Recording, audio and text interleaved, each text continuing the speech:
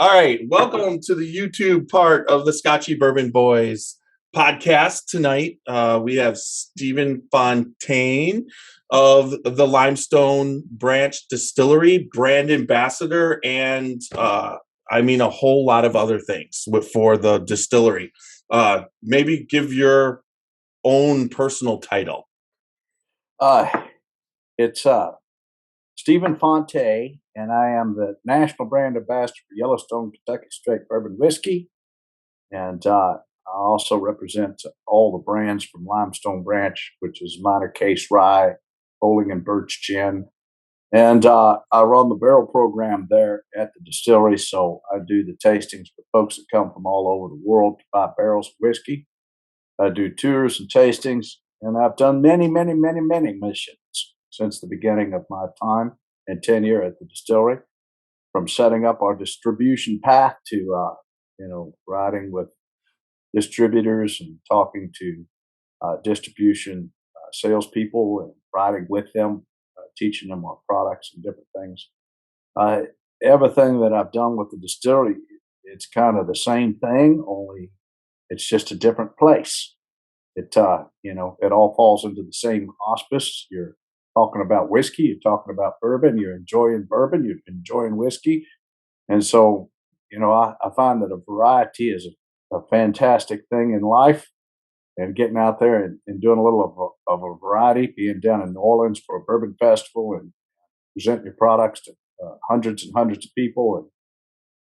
And it's all the same widget, and it's fun. Every bit of it is fun. I haven't worked a day since I started in the bourbon industry. It's been my retirement. I have to completely agree with you. I do have a day job, but I do this podcasting at night and am associated with the industry. And I would have to agree, even though you do a lot of stuff to set things up and get things in position and make sure that everything is presented properly, it's still the whole time really a blast because it revolves around whiskey and just seems to be always such great people.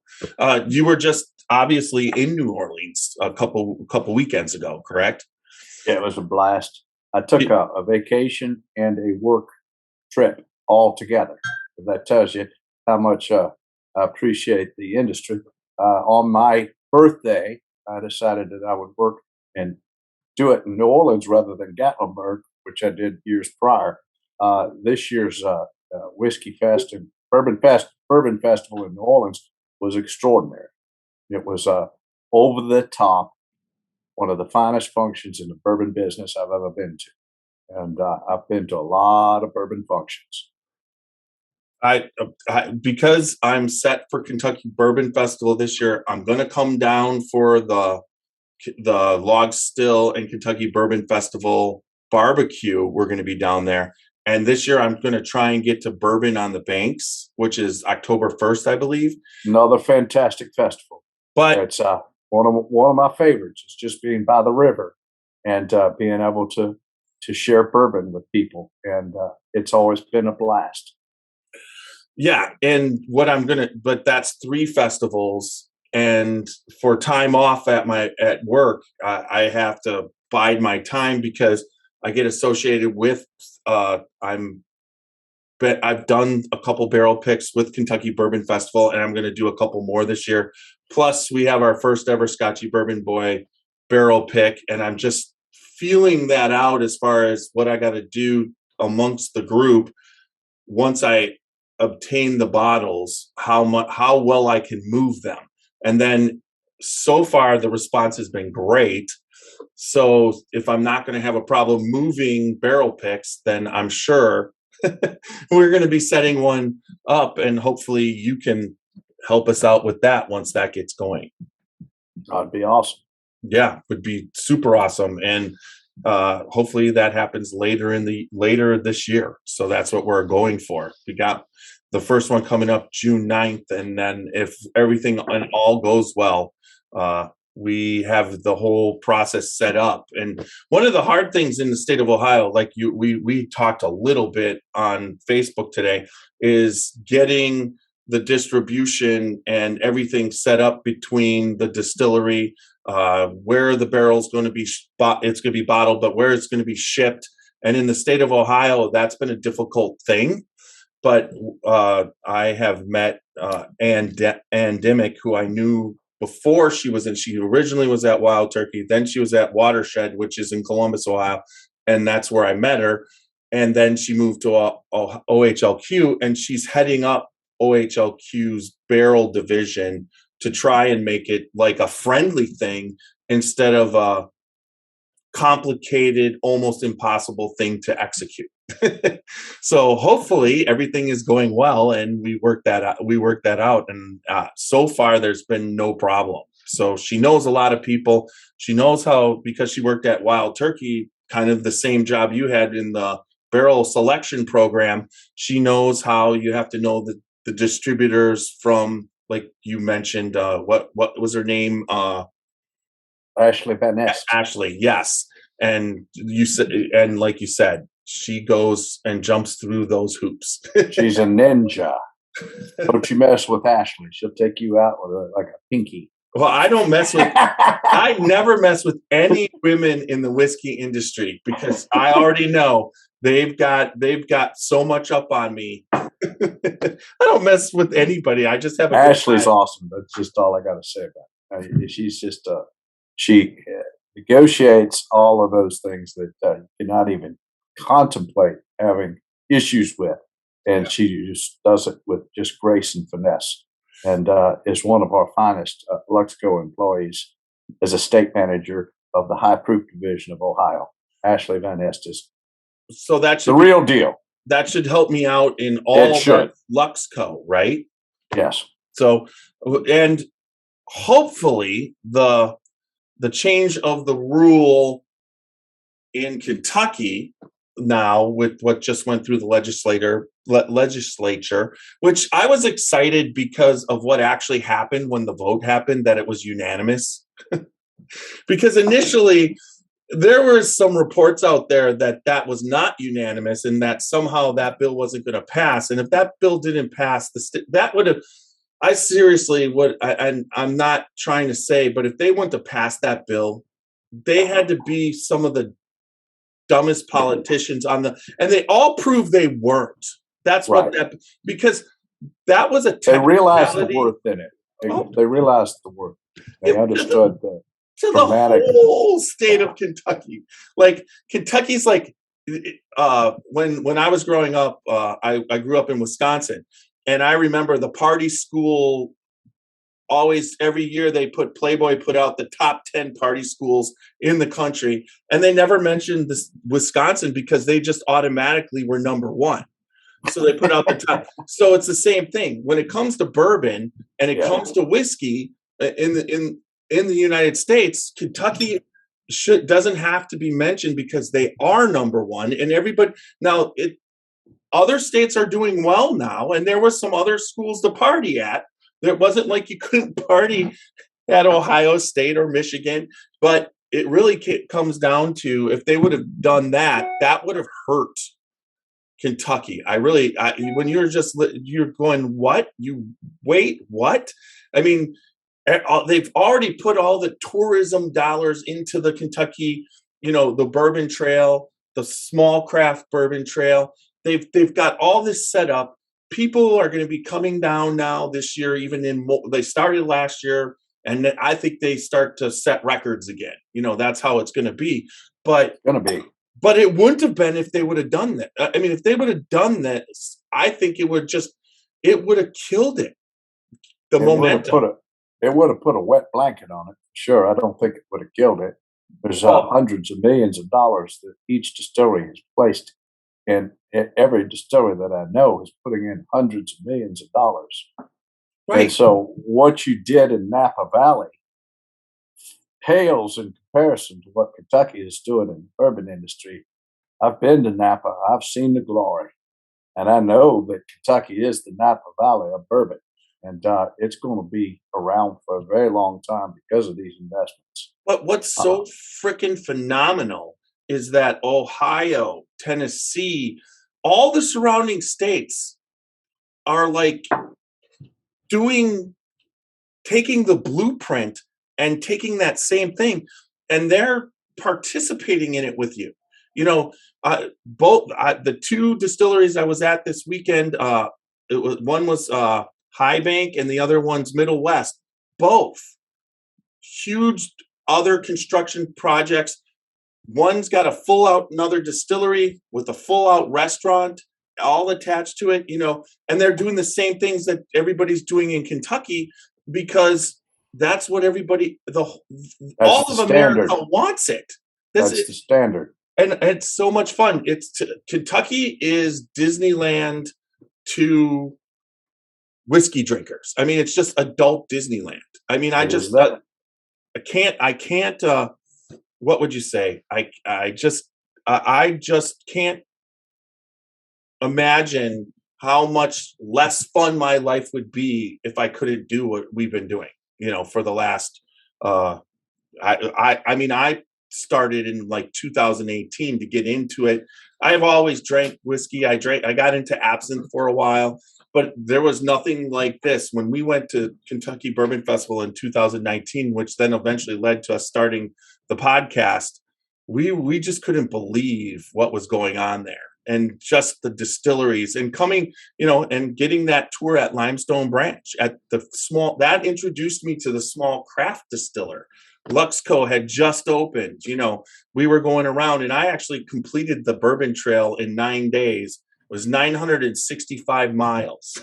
And I got my stamp and in the book, I've got that framed, and then I got the glass that went with it. But it was such a fantastic time that it just led to, you know, what's great about it is that whiskey consumed responsibly can somewhat, it's one, I believe it can be healthy, because if you're doing it responsibly and you're not overdoing it and taxing, you're doing all the bad things that it can happen, it actually can stop a cold, or it helps you. They say that people who drink tend to moderately be less stressed. Right. Less stress, happier people live longer. So there's a lot of stuff that it brings, but also what I enjoy, and I think you do too, is what I do. I've got my executive bourbon steward, you know, certificate. I went through the training at Moonshine University. You know, did the 2 different levels, learned a little bit about distilling. You know, but not that I hadn't learned from, you know, all the master distillers. Every single distillery I go in now, I'm getting that back room tour of what's going on and what the special things that they're doing, and you know what's on the horizon, and you just get that view of what's going on, and it's just amazing. Yeah, it is. Anytime you get a chance to spend the time with a master distiller, you realize just how much you don't know. It brings it forefront to the wow. Oh my gosh, I didn't know that was a thing. And then and you learn a little bit more. And I get enamored when I'm with Jimmy Russell here in this picture. I get enamored when I'm amongst his presence, and sometimes I stoop it up, and I don't have my good questions because I'm just enamored to be in the presence of somebody that is so humble and incredible in the bourbon industry. And it happens that you almost need a pocket of questions on paper that you think about in advance to be able to ask these guys, because you know that they've got all the knowledge, and if you just ask the right questions, you learn so much. One of my favorite things that I did in the time that I've been doing this was I told Stephen Bean, you know, I'm talking about your family history, but I don't really understand it. And I'd really like an opportunity to go visit these distillery sites. He said, not only will I take you to some of the distillery sites, Stephen, I'm going to take you to the grave sites of all these different master distillers that are in my family. And he took me out one afternoon, and we went and visited Chicago, Kentucky, where J.W. Dant is buried. We went in the chapel, the Catholic chapel there, in Chicago, Kentucky, which is now no longer Chicago, Kentucky, because nobody's mail ever got delivered.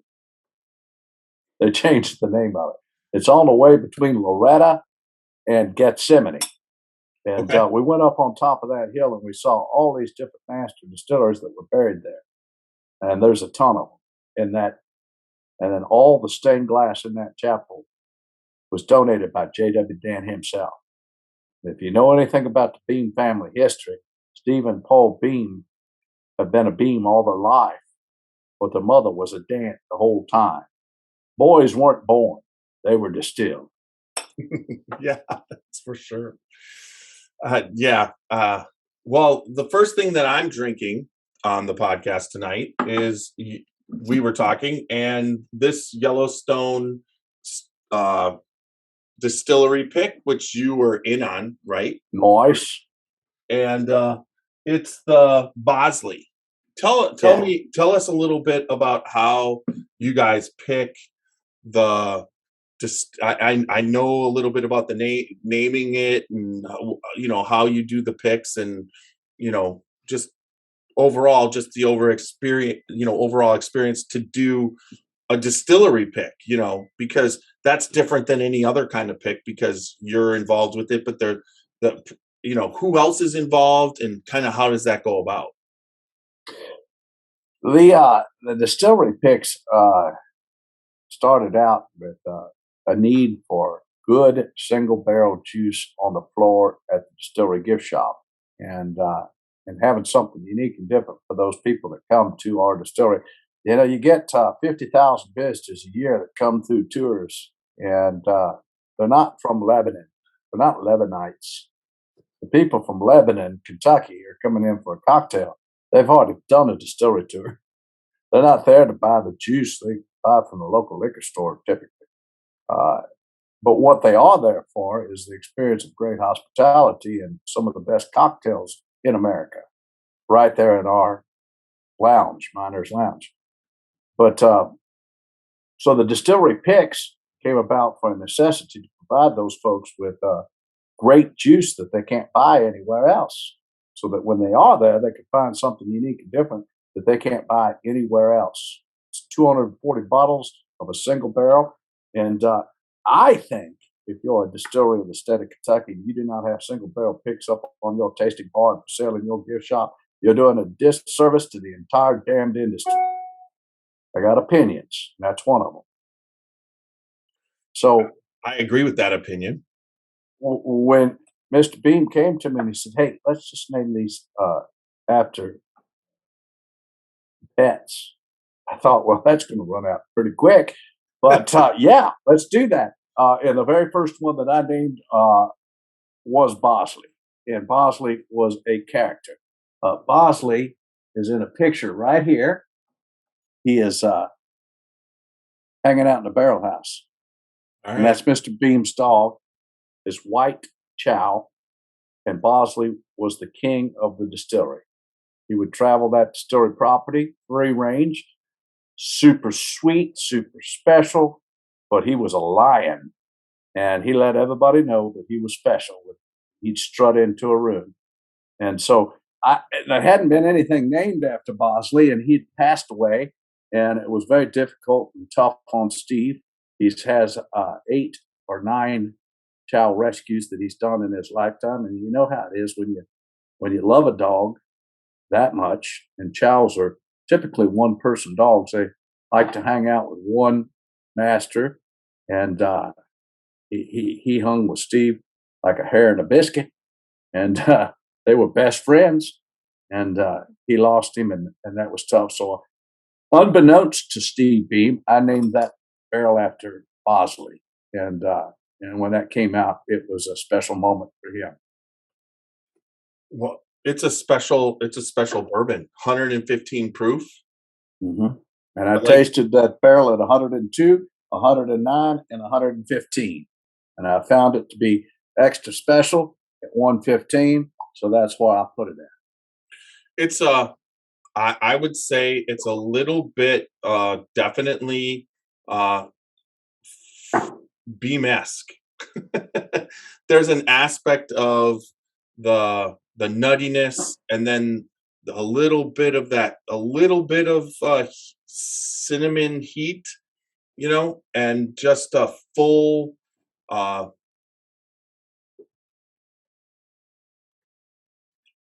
oh, I would say it's kind of like cinnamon, not a red hot, but there's a little bit of heat there. And then there's the nuttiness that you have, almost like or put it this way, it's got the body of a Booker's, but definitely has its own nice hot, flavor with the cinnamon, a little bit of I want to say vanilla. There's a little bit of that in there, just a little bit with just where I think I'm getting it at the back. It's like usually, sometimes you get that hot cinnamon near the back of your palate, but this is pretty much up front, the up front in your mouth. That's what, delicious. I mean, what were your tasting notes do you have it right now? Is that what you're drinking, or? No, Okay. 20, 25 tasting books over here on the right side. I'd have to look that one up. It's been a minute since we put Bosley out. He's been gone for a while. Yeah. And I drank him out of that bottle pretty quick. So that one's been history. We named one after the cat. We named one after Corky, the cat. We named one after Corky. Louie. Hey, Louie, come here. Come. Oh, you big. That's Louis Two Licks. We named one after him. Aw. And, so if you come to the distillery, you're probably going to see Louis amongst any other of the animals that are down there. One of the unique things that happens when you're at our distillery is that we're all animal lovers. And you'll probably take a tour with Louis or Case or Char. They're great. All three of them are great animals. Yes. And it's very, what would you say? I always find that it's always a lot of action going on at the distillery. And the other person that I know that worked at Wilderness Trail, and now it's Jason Sparkman that works for you guys now. I believe he's on third shift distilling. And Jason loves working for you guys. There's no doubt about it. I've been talking to him about it. He liked working at Wilderness Trail, and then tried something else, and then ended up at Limestone Branch. But the first time we were coming down was in 2020 to meet him, and then go over to Wilderness Trail. We met at Limestone Branch and picked up this 2020 limited edition in the French Armagnac casks, and I picked that up. He picked up a bottle, so it was kind of unique that he ended up working for you guys. But when we were there last year during Kentucky Bourbon Festival, as we were walking in, Luca Mariano and Francesco Viola, who's the owner of Luca Mariano, had just finished his tour with you guys. He was walking out, Stephen was walking out, and all of a sudden I'm in a picture with both of them. And you're just going, well, how the heck does that happen? The master distiller of Limestone Branch, the distiller of of Luca Mariano, and then all of a sudden they're together talking, and I'm in a picture with them. So that's the kind of awesome things that have been happening, that happen. Always an epic moment getting ready to happen. Yep. It doesn't even faze me anymore. It's just like, wow. Jimmy Russell came in, and he just stopped in on his way over to visit one of his relatives. He came in early in the morning, the twilight hours of the day. He'd been up early, and he just saw some lights on at the distillery, pulled around back, walked in the back door just as if he owned the place. Steve Beam about fell out to his knees. He was like, holy sniggles, is that really Jimmy Russell coming to my distillery? Jimmy, what are you doing? I'm going to visit some relatives. They took a picture, a selfie next to his still, Steve's still, the Olympic. and that was his screensaver for the next year and a half. He never changed his screensaver. Jimmy Russell himself in front of the Olympic.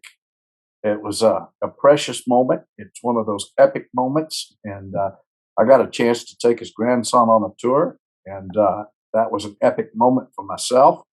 And anytime that Bill Samuels drops by, that's you look at yourself and you go, that's Bill's.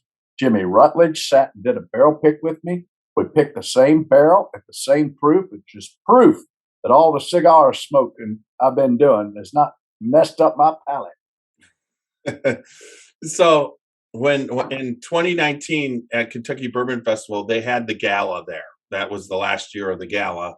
And I had gotten and saved up every single dime for like a year and a half so I could go to the gala because I wanted to go. And we went to the VIP. We did the VIP thing. So Jimmy and Fred was at, Fred and Freddie were at the Jim Beam. Jimmy was just sitting in front of the Wild Turkey, explaining Wild Turkey. I believe they had a master select there that they were letting everybody taste. And then when I got to meet him, walked right up to him, congratulated him in such a great career and how awesome it was to be in his presence. But he was just like, he took that like a grain of salt, like what the hell are you talking about? And then he proceeded to talk me through the master select. Okay.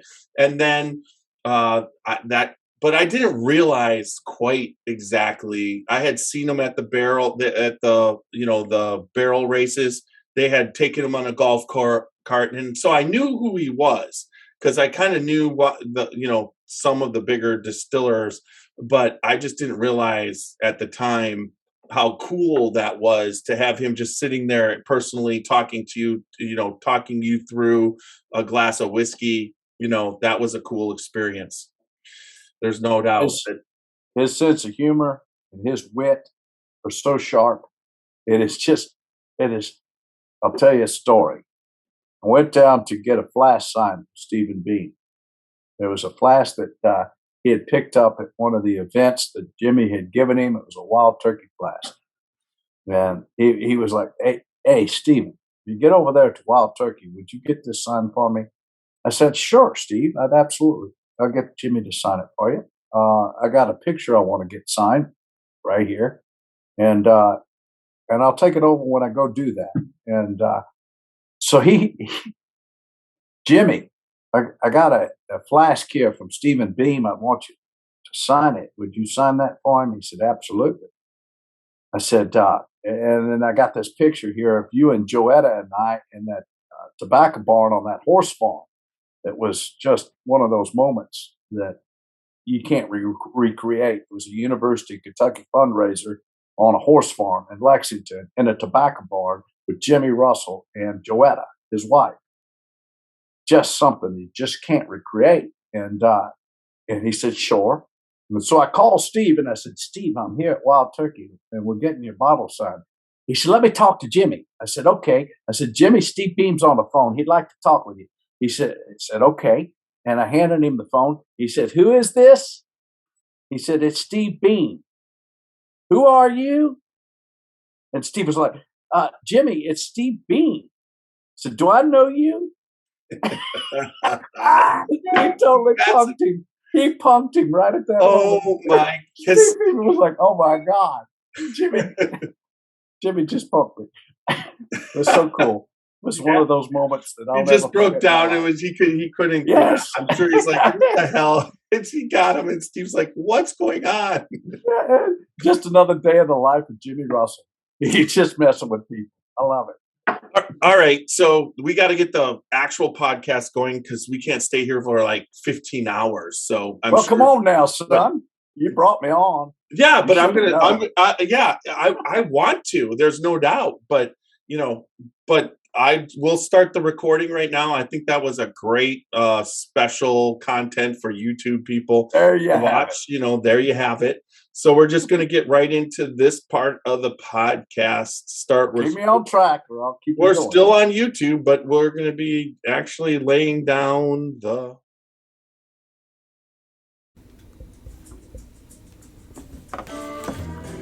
Dant Crossing, Gethsemane, Kentucky.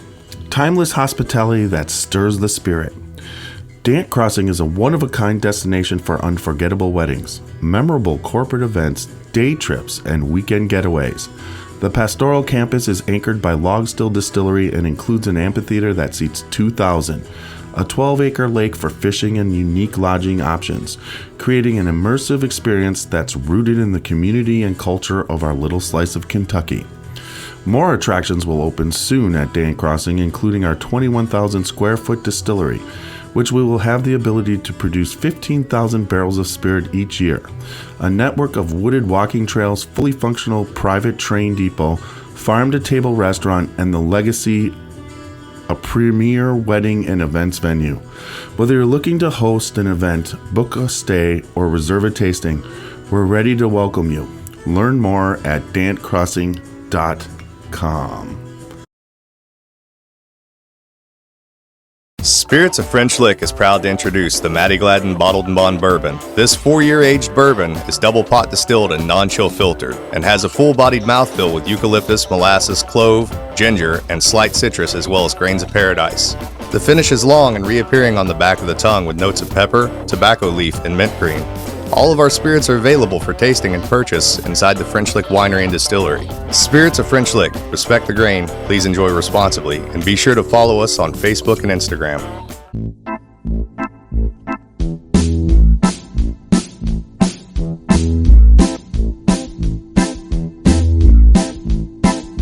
Oh, show me the way to the next whiskey bar. Oh, don't ask why. Oh, don't ask why.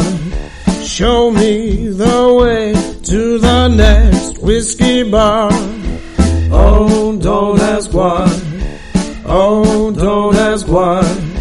For if we don't find the next whiskey bar, I tell you we must die. I tell you we must die. I tell you, I tell you, I tell you we must die. All right. Welcome back to another podcast of the Scotchy Bourbon Boys. I am Tiny of the Scotchy Bourbon Boys, and we have a special guest, Stephen Fonte of the Limestone Branch Distillery. He is the brand ambassador and head of their barrel selection program. Welcome to the program, Stephen. Thank you so much for having me. I got that better than the first time, right? It's phenomenal. Yeah, it's like I learned, right? It's just like something, right?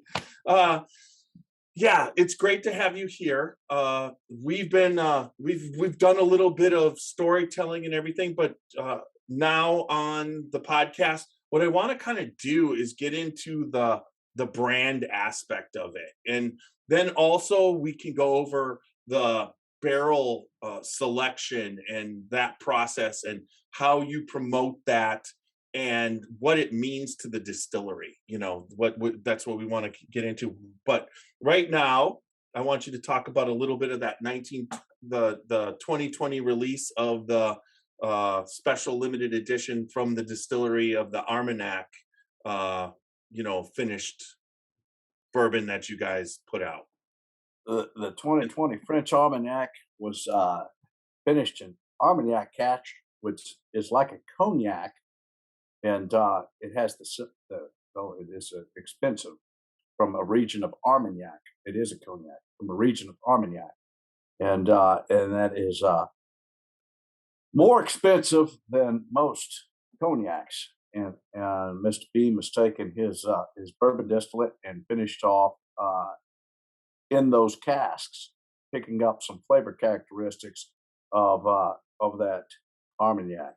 And he tries to do unique and different things throughout the year for his limited release.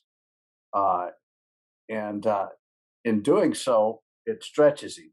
it gives him an opportunity to really take and put something together that's extraordinary and different, and do the things that his forefathers had done.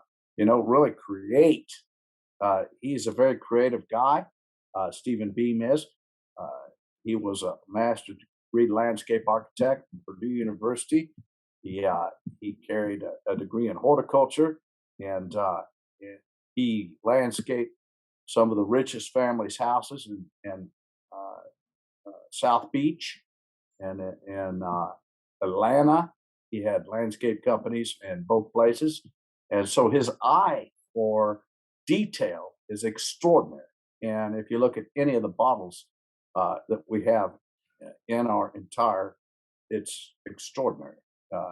I What agree. he's done with the labels and the logos and the looks and the history, everything has a very distinct background to it. I love this minor case sherry cast finish rye for the porcelain paint on it, which is a bottle of yesteryear, a bottle that you would have gotten as a back bottle on your bar, given to you by a distillery back in the days when you bought your whiskey by the barrel and not by the bottle. The bottles were so expensive because of the hand-blown glass. The distillery would provide you with a back bottle to present their goods in, and We had that bottle that you have at the distillery on the podcast with Stephen. He pulled it out, and we were able to show that to everybody because the that four-color bottle, painted. oh bottle. my God, it was spectacular. And that gives you a little bit of what history was. It's like it was a really nice bar. What they did is they just kept filling it up from the barrel and pouring it and filling it and pouring it, because it was a hand-painted artist that painted that bottle. And when you get to see it, it's almost like you're grabbing history, and it does help, because your brand of Yellowstone, in my opinion, is a brand of whiskey that comes from probably the best place that I've ever visited on earth. I mean, I just love visiting Yellowstone Park. So all the artwork and all that history and all the the upper falls and Old Faithful and all that stuff that's put into the labeling is spectacular. And what happens every time that you go through a bottle of Yellowstone Select? What happens? There's money donated to the national parks fund. Conservancy. Yes, a conservancy. I was impressed how I was watching your video earlier, and when you said conservancy, it was just, you say it so well. Well, the conservancy is the oldest entity that supports the national parks, and it is a private entity. It is not a government agency, and it has been supporting the parks since shortly after they were incepted. So when you're drinking a bottle of Yellowstone Select, you're giving back to the national parks. Save our parks, drink more Yellowstone. You can't argue with that. There's no doubt about it. But it's a private entity, so the money's actually getting to the parks. Right. It's not going anywhere else. They haven't decided to about put the it someplace. pronghorn sheep migration. Steve Beam went out to Yellowstone National Park and helped destroy all the barbed wire fencing so that the pronghorn sheep could migrate through the park. You talk about commitment. He's out there with wire cutters, taking down fencing so that the pronghorn sheep migration can happen. Here's to you, Stephen Beam. Yeah, and just the park itself is just freaking amazing. Between the trout streams, the grizzly bear, that they're what would you say, in their natural habitat now. Yes. And then when we were out there, we actually went on a chuck wagon barbecue, but they were like the whole time the company that runs out of there we were supposed to go out earlier, but we didn't. And it really came down to is they knew a mountain lion was running the ridge, and we actually were, and as everybody knows, the only natural predator to a horse is a mountain lion, and we're in a covered wagon being pulled by a horse with all the way across. A mountain lion comes over the ridge, and everybody, all of a sudden, they knew what they were dealing with because we stopped. And it looked at us, but then it looked at the gazelle and went running back over the top of the hill. But it was just such an unbelievable experience to be out there. They just wanted to make sure that the mountain lion didn't eat anybody. But I think it was more interested in the wildlife than it was actually people. But, Yeah. it was a great experience. But so like you said, the marketing, the labeling is fantastic. You guys have to have won awards for the labeling. I'm sure several awards have been won for the labeling. And it's beautiful. yes. Yes. Yes. He just a strong Yes. yes. That's awesome. All right. So I've got you talked about the Armagnac, so I'll get through that. It's incredible, isn't it? I Mhm. believe 101. Is it 101? It's Yeah, I believe so. 101. Yeah. And And you can taste now, you were talking about how that you get it's a form of cognac, right? From a right, specific region. right. And I mean, cognac has this mystique about being a very expensive liqueur that people drink, fine. It's like a defining liqueur where, educated people drink cognac and whatever, and they pay a lot of money for it.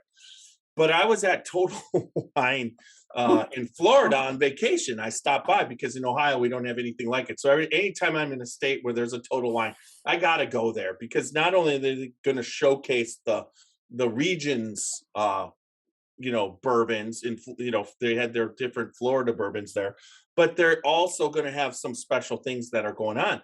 But I happened to glance at the cognac, case, and Yeah. it's like Cavassier was $65, and there was a couple other cognacs at 85, and there was one at 110, and I'm like, well, bourbon really has surpassed the shit out of cognac. I That's didn't. something I really hadn't thought about. I mean, Yes. it's like a It has, hasn't it? Cavassier 300, and Yeah. the special release was, I believe, 125. Not that I think it's worth. Most of the bourbons that are right there are at that level. I mean, this is definitely worth every cent, in my opinion. My other question to you is, let's get into the brand of Yellowstone and what, we talked about Stephen, and we talk about the limited edition release, and we talk about the single barrels, but what about the actual getting the small batch? Where is all, to supply, we all know, to supply a national brand on every shelf in America at all the liquor stores, Limestone Branch is not producing that liquor from their still. So how does that work? I mean, it's I know Stephen's in charge of the whole brand, and he called himself the current steward of the brand. Right. So, but how does he go about like distributing, and where and when and where is everything being produced? It's a brand that goes all the way back to 1872. So when he says I'm a steward of this brand, there's been stewards of this brand since 1872.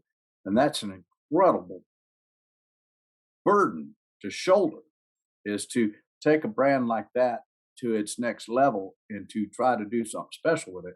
And when you look at it from that perspective, being that this brand is run through both sides of the stills of both the Dant and the Bean family.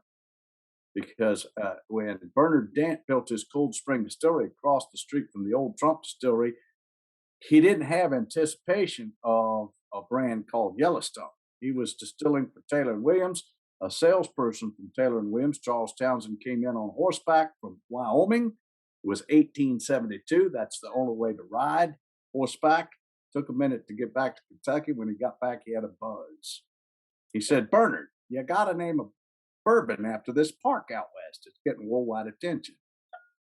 And since 1872, it's been on the shelf pretty much right there at the inception of the park shortly after Yellowstone Bourbon was incepted. And it's been in the park ever since, never to come off the shelf, even during Prohibition, sold for medicinal purposes.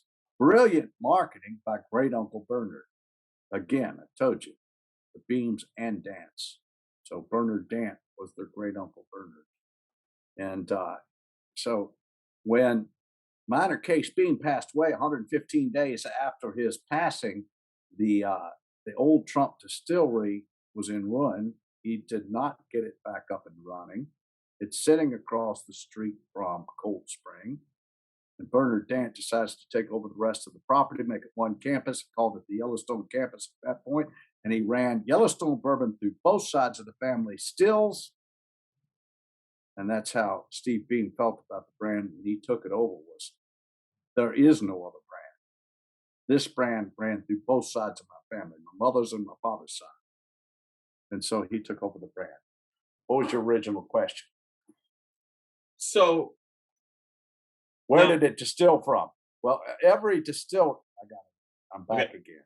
Every distillery that's starting a brand new distillery has to get rectified juice. A lot of people in the bourbon industry don't know what the heck a rectifier is. Let me tell you what it is. It's somebody that doesn't have a still, but they have a brand. And in Kentucky, if you went down Main Street in Louisville, Kentucky, called Bourbon Row, you would find several distilleries on that street, tons of them, maybe 18 of them. And in between all of those distilleries, you'd find 3 rectifiers, people that were taking the juice from different distilleries, blending it themselves and putting their label on it. And Yellowstone had been a rectified juice for a number of years. Stephen Beam has all the assets of that. When we partnered with Luxco Corporation, brought the brand back to the family, he had those barrel houses that all that stock was stored in to use for blending of the Yellowstone bourbon. So the 4-year distillate that's in this bottle is from Limestone Branch Distillery. It's a bit grainy. It's fantastic in its characteristics of being a traditional Kentucky bourbon because it's high in corn content, 75% white heirloom corn, 13% rye, the rest in malted barley. And then the rest of that distillate came from someplace heavenly. I don't like to say because I'm on a non-disclosure agreement, so therefore it might have been on a hill. It could have been made by a cousin, Parker. And if that's what I just told you, the 7-year distillate in here is off a column still. Now, isn't blended Scotch done off a pot in a column still? So this is done like a blended Scotch, but it's a bourbon? What other bourbon distillate do you know of in the world today that's done like a blended Scotch with 2 different mash bills? Significantly different, 68% yellow corn from that heavenly place, rye and barley. It's cornier. And then you got the lighter of the white corn that's in there from Steve Beam's distillate, giving it extraordinary flavor and characteristics that most bourbons would aspire to have. And that's why Yellowstone Select is my daily driver. 2 hours and 40 minutes a day are spent on the road to do this damn job for you. When I get home to the Highlands at night, I do 2 fingers daily. It's my daily driver. Cheers. Dude, thank you. I have that is a spectacular delivery of exactly what it is.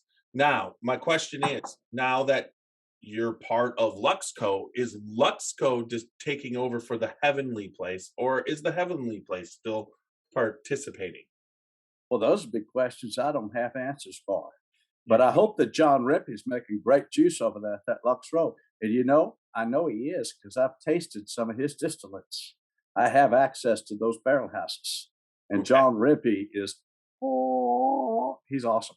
So I don't know if we'll need our capacity has increased quite a bit since we put $2.5 million into the back of the house. And we have new stills. We got a Vendome copper pot still that is absolutely the most beautiful still that Vendome Corporation has ever produced in their entire history. I call it the Rolls Royce, and I hug it daily because it's got a heat shield on it like the damn space shuttle, son. It doesn't get hot. You can hug my still there at the distillery. I call it mine because I love it. It's really Steve Beam's, but you know what? When he's not home. the morning we were there, you were starting. That still was the first morning it started up. That was like Awesome a sauce. special morning, and then it was awesome sauce drinking Yellowstone with Stephen at 9:30 in the morning. There's nothing better than that. And then we had to go to another. We went to Logstill to do a podcast with Wally. Okay, so we were doing the dant and the beam kind of thing, but in between, we decided to have lunch at that place for that other the Maker's Mark lunchtime. What's the name of the restaurant there? That's in between the two, where we were suggested highly to go to, and we were like, well, we'll go there and just kind of sober up a little bit, right?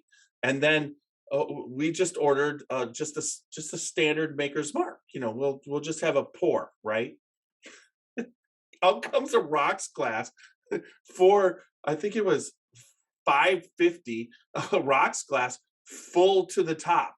I mean, how is that a pour of Maker's Mark? That was like a quarter of a bottle. It's like, and so that really lit us to get to Logstill that day. So it was just like, once again, Kentucky flexed its bourbon muscle, right? So the Harrison Smith House is down on the corner of the main district in Bardstown, and Harrison is Lisa Wicker's son-in-law.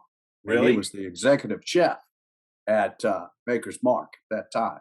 So you were eating Harrison's meal, and Lisa Wicker, of course, is the president of and master distiller of Widow Jane. Yeah, we He had used to work for 2 weeks ago. Stephen Beam. Yes, she went over the whole thing of how she started and how awesome she enjoyed. I mean, she hired Mark Jackson at Preservation Distillery because he had a work ethic.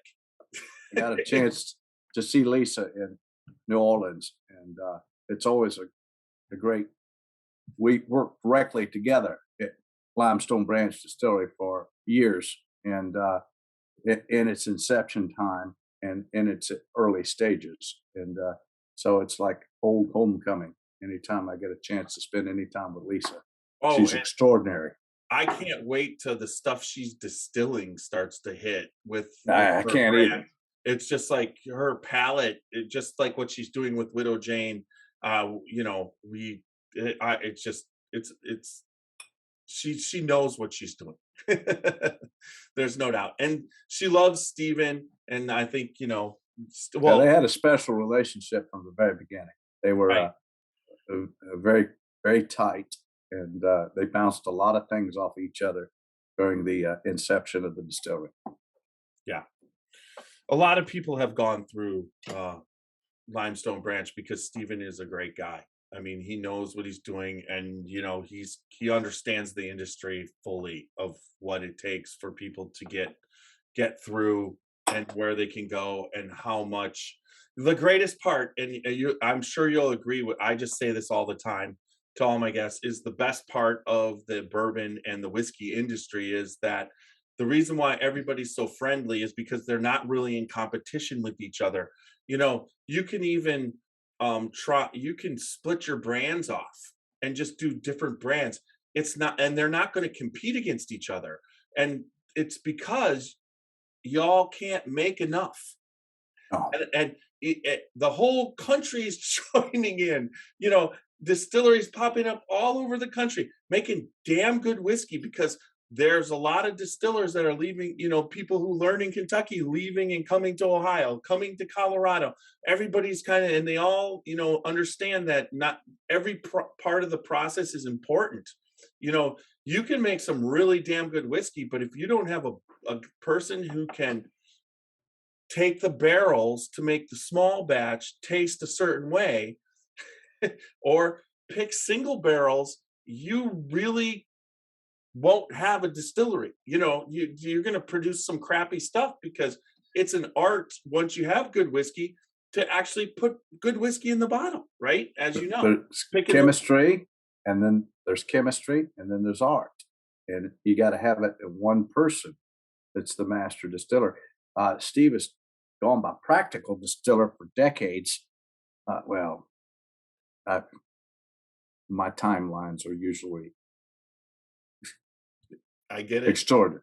Yeah. Feels like decades. It's not. It's a decade in that. And he's gone by a practical distiller because that's somebody that knows how to produce yeast.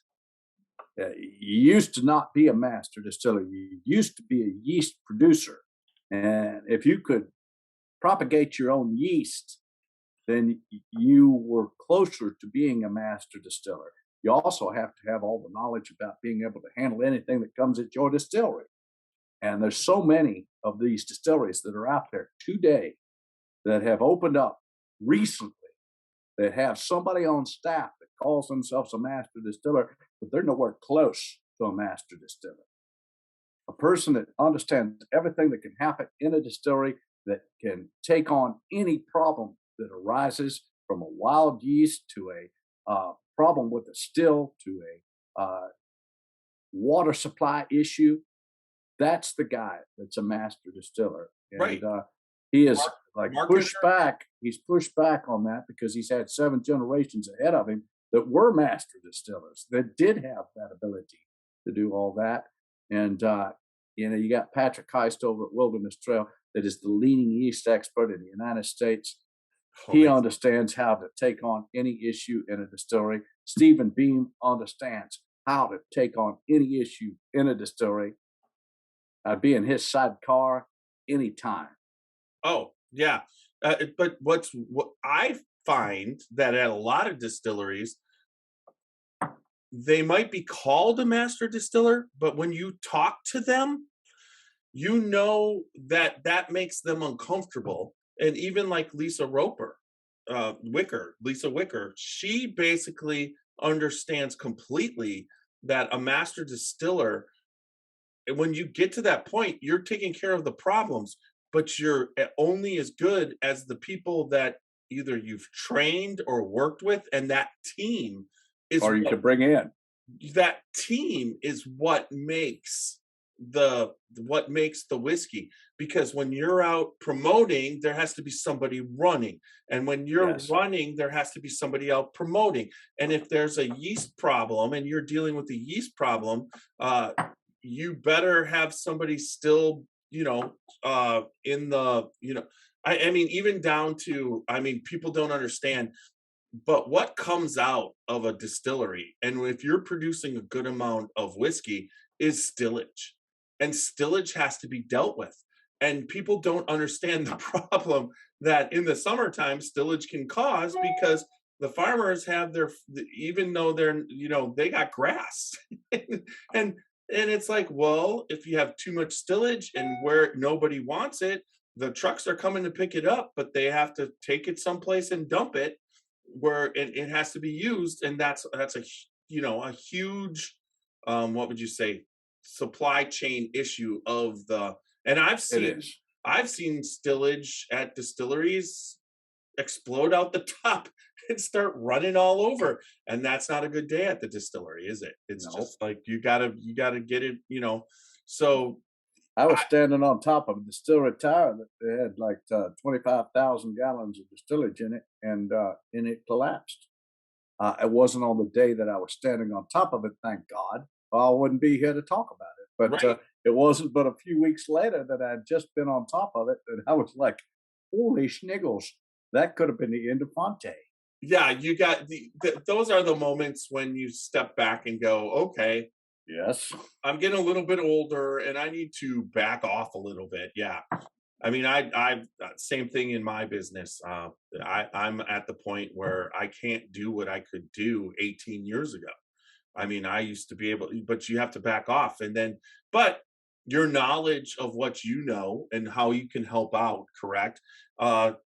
Really can, you take a young person and you show them how to do it and teach them to do it well, then you're doing the job that you need to do at the age that we are, because we're pretty much the same age. And I'm the same way in what I'm doing, but I'm just trying to set all this up so that as soon as I retire early, I'm just right into just doing this full time. So this should be fun.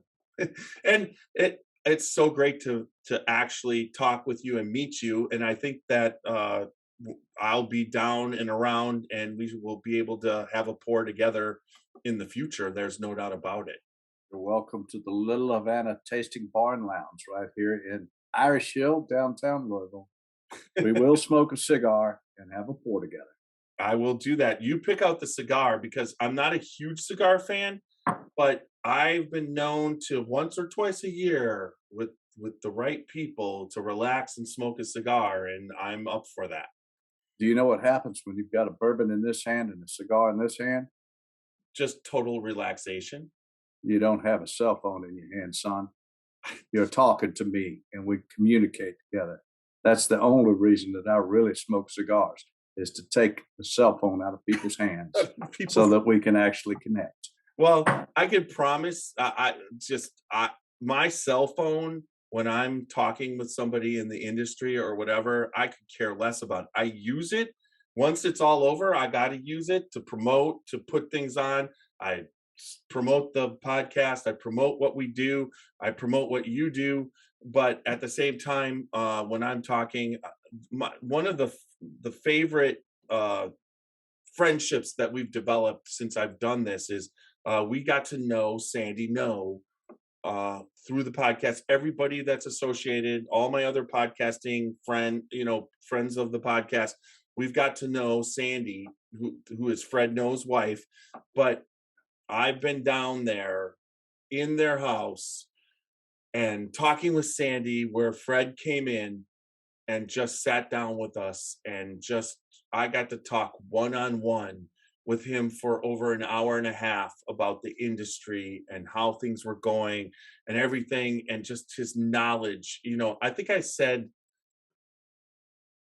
15 words and he talked, and I listened, and that just was like, and I was drinking Booker's Rye with Sandy, because I'm an artist, and we had celebrated a painting of their dog. Yeah, Fred is fantastic. I mean, God, the guy is amazing. And Sandy's wonderful. I mean, and his son is incredible. Well, Freddie, Little Book. I mean, he's Little Book because of the reason. Now we got Freddie's son, who's actually named Booker. Yeah. And you're looking at that little man, and there's an aspect of him that does look like Booker. And he knows the distilling industry, and I really believe that he knows it like Booker did. I mean, he really took it to heart and went through all of it, and I have the highest respect for both Freddie, but also his son. I think that their next chapter is going to be incredible for them. Freddie's been doing, taking over lately, with Fred's health aspect, but I think he's getting back. You know what I mean? So he's got some more time to go, but Freddie really has done a fantastic job, and he's embraced it. I mean, what they've done with the University of Kentucky to get that program of this to actually have an education program to get distillers in is going to set the whole industry so much further ahead. Yeah. It's just like it's never been done before. It's not. There's no school. There's no. Oxford's not teaching distilling. And it's just like they've got it all set up there to get everybody going. And then once they come out, they're going to go into the industry. And then what I love about the industry is they're the really good distillers. What's great is I know distillers in Indiana, I know distillers in Ohio, and their desire to bring back the history of distilling that happened in all these states. I mean, Kentucky did it first, and Kentucky's always been distilling, but people were distilling everywhere. Yes, it's just like in Ohio, wine was up east originally. Right. Myers Winery is the oldest operating winery in Ohio.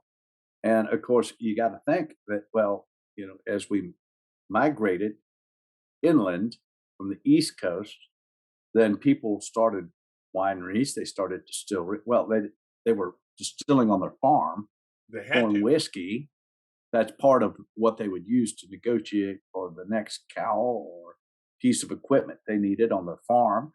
is whatever was left over on their corn, they'd distill it, and if they had great distillate, they would sell it for higher prices, and they would get bigger equipment or better cows. You know, Right? No. I mean, the when you look at how much you would lose trying to store corn in a silo, Yeah. opposed to and how bad it would get right, after so many, right, and months in the silo. right, and then you turn that all into whiskey, and you put it in a barrel, and then you got this giant silo that's empty, and you got 20 barrels sitting off to the side. You bottle those. You can negotiate. Yeah, and you can negotiate. It just it totally made sense of it was worth more as whiskey, and it took up way less space, and it didn't really, if you knew what you were doing, it didn't take that much time. It was a hell of a lot harder to grow the corn than to distill it into whiskey. Their biggest concern was always their yeast. Yeah. I mean, you hear the propagating yeast is an extraordinary thing. Getting a propagation of yeast, and you can geek out with Patrick Heist about how he does his scraping of the train track near the distillery to pull some yeast off of it and then propagate it in his laboratory. It's beyond me, way above me. What's even more amazing is he deals with wineries. Yeah. He deals with distilleries. He deals with brewers. Yeah. And then he deals with people who make White Claw. Yuck. And then he deals with people. It's like seltzer water that's alcohol. It's like about the worst idea mankind ever had. They should. This time period is going to be the worst thing that ever was frickin' made. I mean, I like flavored water, but I do not like alcohol flavored water. It's the whole most after, once you have acquired a taste for the deliciousness of bourbon and whiskey and any kind of whiskey, and then you drink a White Claw, it's almost like you're insulting history. But that's another thing. But then he talks about that he works on jet fuel and rocket fuel, people who use yeast to make jet and rocket fuel, which is fan-fucking-tastic. So that's all I'm going to say when you talk to Pat. And then he's such a great guy. Him and Shane are such great people. Yes. They represent the industry. They are going to be a part of history that will go. They'll put their place in history exactly where it needs to be. There's no doubt. It's so, as you know, we're having the same kind of all the different experiences and the industry and the friendliness and the families. I mean, when we were just talking about Freddie, and when he's trying to make he's being taught right now by Fred on how to make huge amounts of whiskey that taste consistent, but then they set up their new distillery to do some craft things. You're going, holy shit, that's, people don't understand the responsibility that they have and how a lot of weight on the shoulders. But it's There's also a lot of generations ahead of them that they are thinking about that have done it right. And they have that weight on their shoulders in addition to the public's aspect of the whole thing and how they receive the products. It's a huge weight to carry for a distiller to have all that. And keep, they're about large amounts of whiskey that are kept consistent in taste. And people don't understand how hard that was and is when you're talking about keeping those profiles going. It's a little bit easier today because you can analyze it from a chemical standpoint, but it still you still have to have that palate. You still have to make sure it's going out, because 80% of the whiskey industry or the whiskey buying public is interested in, when they buy their bottle, it's consistent, which every distiller leading up to the, all until probably the 90s and 2000, all they were they always were working towards consistency, right? But now in the last couple of years, which I'm so excited, is like with what Stephen's brought, is that the public's accepting there's a certain percentage of those whiskey drinkers that love the inconsistency, correct? That's a wonderful thing about the single barrel program. The single barrel program is all about not being consistent. It's about being outside the box. Yep. When you come into a distillery and you taste something unique and different to your palate, it's extraordinary, but it's different, and you really enjoy it. Like I've got a what I call a pocket whiskey. Woo! It's at 109 proof, and I tasted it yesterday, and I got Captain Crunch off of it. Totally, it was literally Captain Crunch. I grew up on that cereal, so I know that flavor. And when it comes to mind, if you can repeat that, that's a key to having a great verbiage in your portfolio, is to be able to recognize a flavor and to be able, I mean, in my executive bourbon steward class, I recognized communion wafer on the barrel. Now and they were like, what are you talking about? I said, it's dry, it's flat, it has no flavor. That is a communion wafer. And everybody tasted it and was like, holy shit, he's right. That's a communion wafer. Anybody that's Catholic that's ever had one, it's flat, dry, and it has a grain taste, a wheat taste to the communion, but it's still a very neutral wheat taste. And I know what you're talking about when you say that. Mm-hmm. I mean, this one really has a Captain Crunch taste. It's really damn close to an oyster cracker that you use to neutralize your palate. Yeah, communion wafers would be great for neutralizing. What was the brand? Tell me what the brand was. I have no idea. I was in a blind tasting, and they asked me to represent what this tasted like, and that's what I came up with. And they were like, "Really? So you're right." So we have a distillery in Cincinnati, or actually northern Kentucky, but on the other side of the river in Cincinnati, called New Riff. I know. Okay. So the total eclipse of the sun, I spent with the New Riff Boys, watching the total eclipse of the sun with our little shades on. It was fantastic. Steve Beam and I had a trailer that we put down there at MB Roland. And we sat down there in the epicenter of all of it at MB Roland and watched the total eclipse of the sun with the New Riff Boys. And we had a blast. They were good peoples. Yeah, they're great. And I like what they're doing. But the first time I ever tasted New Riff was when I took my first bourbon steward class, not the executive bourbon steward. And we were doing, they had a bottle of New Riff there. They had a bottle, all the different brands to come up with your first flight. But the New Riff bottle, for whatever reason, tasted earthy and herbally, and I couldn't freaking stand it. Okay, that's the first time I ever tasted New Riff. But I've been there after that, tasted their single barrels. I've tasted I'm not a huge fan of regular rye whiskey that is too much dill, too much herbal, too much earthy. I just want to spit it out. But the minor case rye, that's a whole different story in the sherry cap. And then lately, for whatever reason, every rye I taste is way better. They're not earthy and herbally anymore.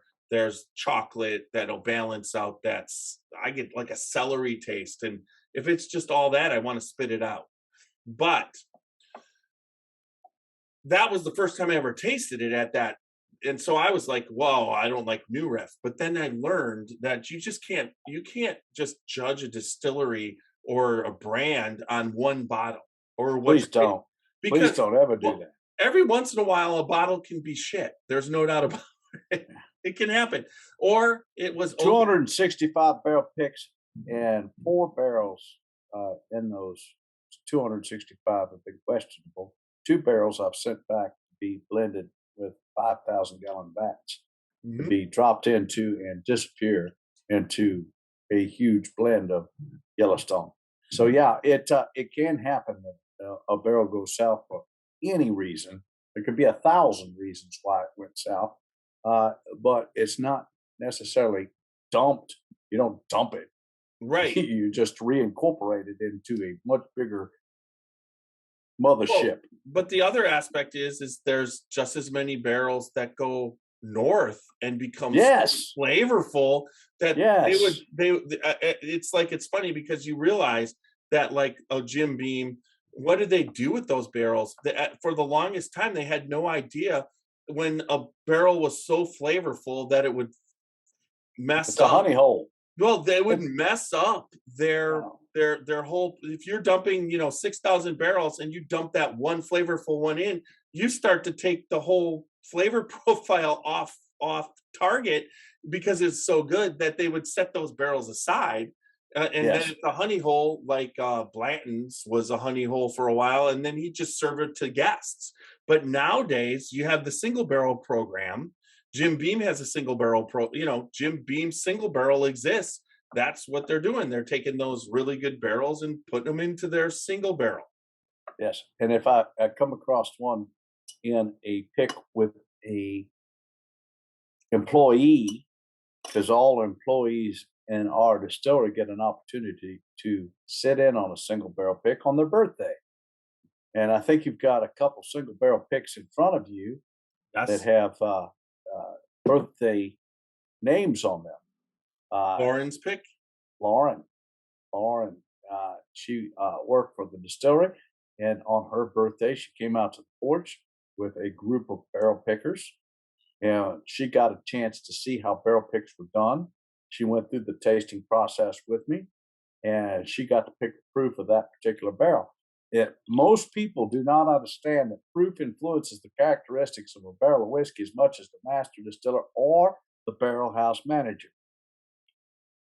When you think about it in the depth that Stephen Beam and I have gone to with this program, you'll understand that at 102 proof, you might not like a barrel, but at 109 proof, it might show up. And at 115 proof, the angels are singing. But the barrel that's sitting next to it shows up at 102 proof. And at 109 proof, it doesn't taste as good because you turn the volume up on it. And at 115 proof, it sucks. So at 102 proof, that barrel was extraordinary, but it didn't show up at the other proofs. So proof influences the characteristics of a barrel of whiskey as much as the master distiller or the barrel house manager.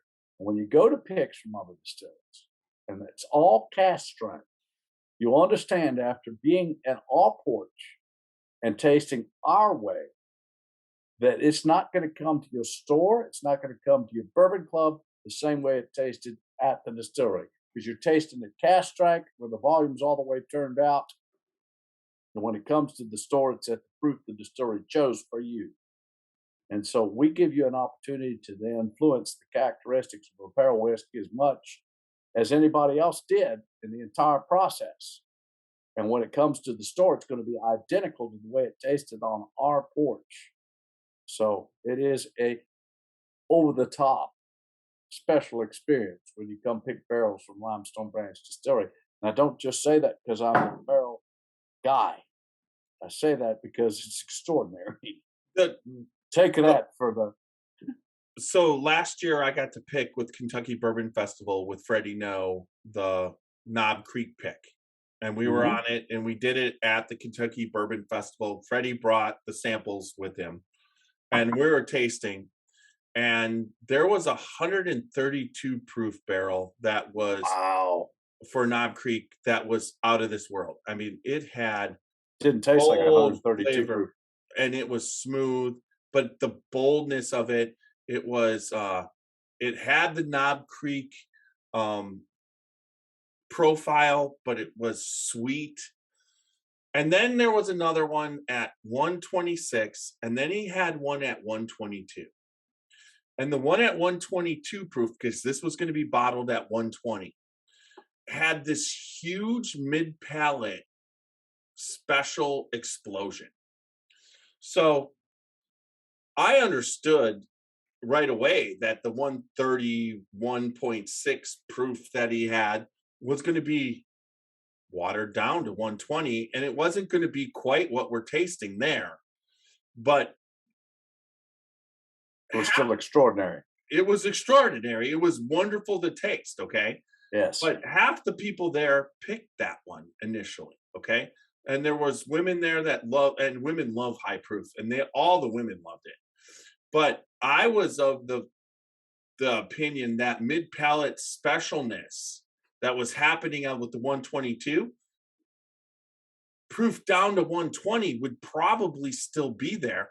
And I felt I went that way. I was picking with the Justins from Justin's House of Bourbon, and the one I know those guys. Yeah, they're good guys. And so the one Justin agreed with me, but then Freddie agreed with me in whatever. So we took it and we just went 130 against the 122.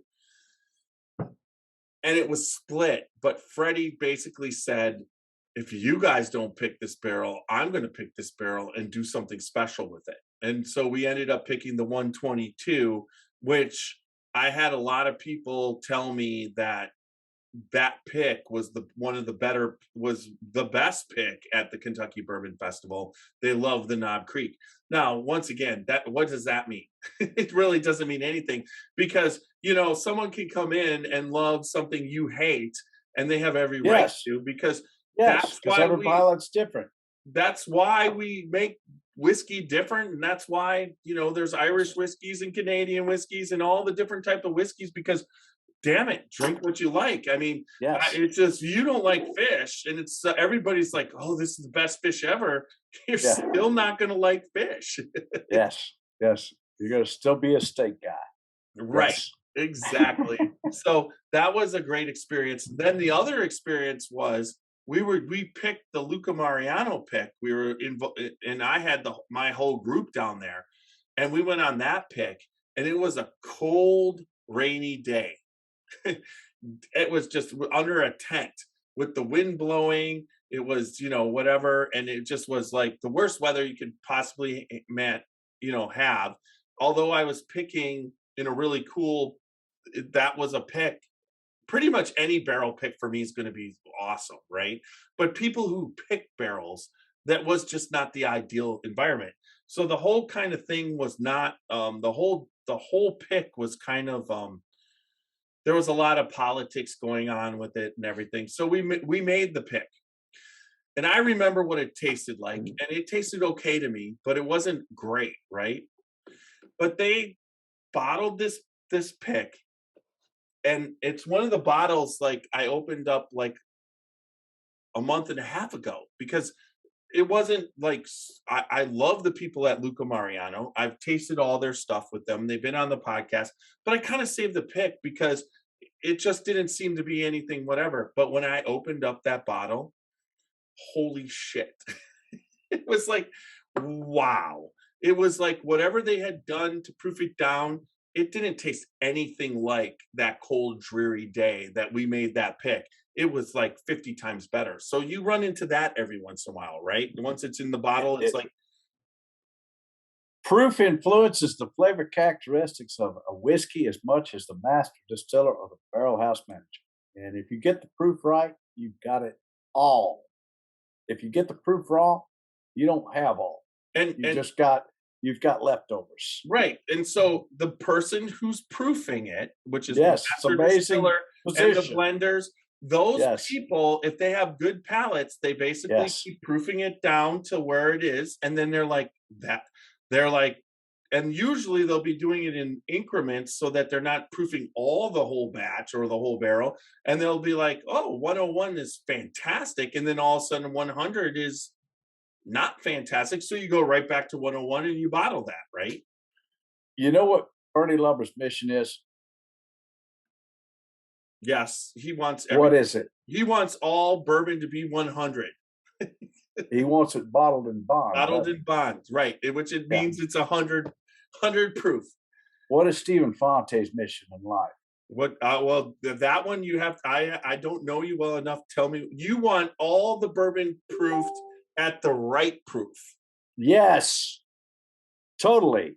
You've got it. you nailed it. I want everybody to understand that you do not have to have cask strength liquor to be able to be the best liquor you've ever drank.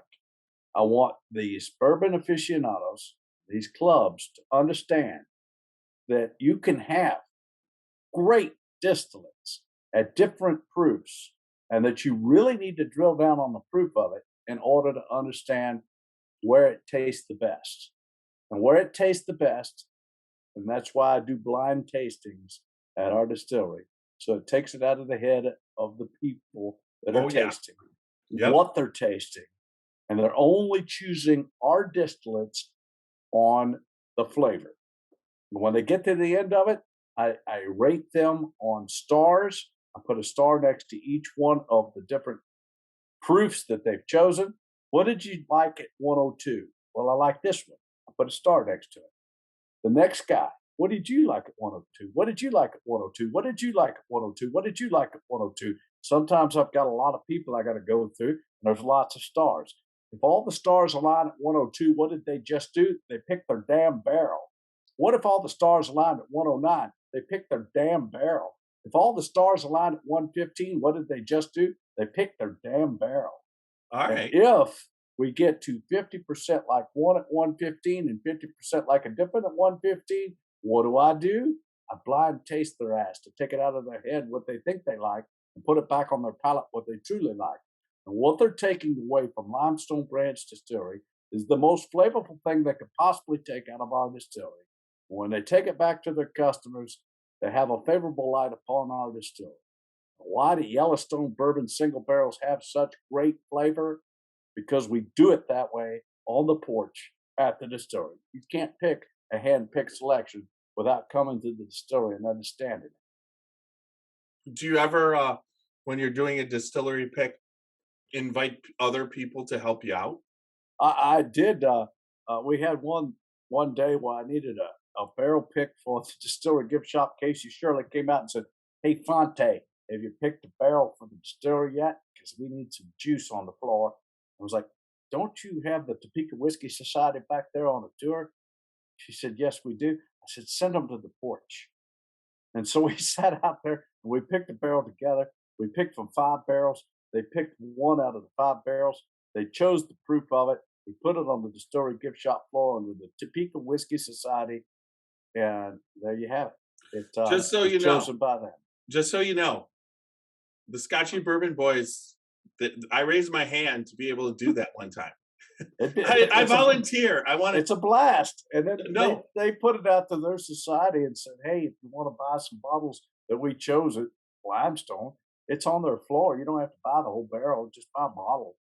Go down there and get us a few bottles." Well, I was at the Columbus Distillery, Watershed, and they basically had a place that had picked a barrel, and they were selling what they couldn't sell of the barrel. And I'm like, seriously, that's something you do? It's like, I always thought as a group, that was my responsibility to be able to move the whole barrel. And our group is just getting big enough that we get dual pickers all the time. We get a restaurateur that can't afford to buy an entire barrel that has gone in collaboration with the Whiskey Society that says, "Hey, you know what? I'd like to have about 25 bottles of this for my bar that I could call my own exclusive bourbon. And you guys want the rest of it for your bourbon society." And our team, which is an extraordinary team, is able to put 2 different labels on that same pick and send it out to those 2 locations. And half the pick or quarter of the pick is done for the restaurateur, and the other 3/4 of the pick is done for the Bourbon Society. And it has 2 different names on the bottles, and they're able to do that.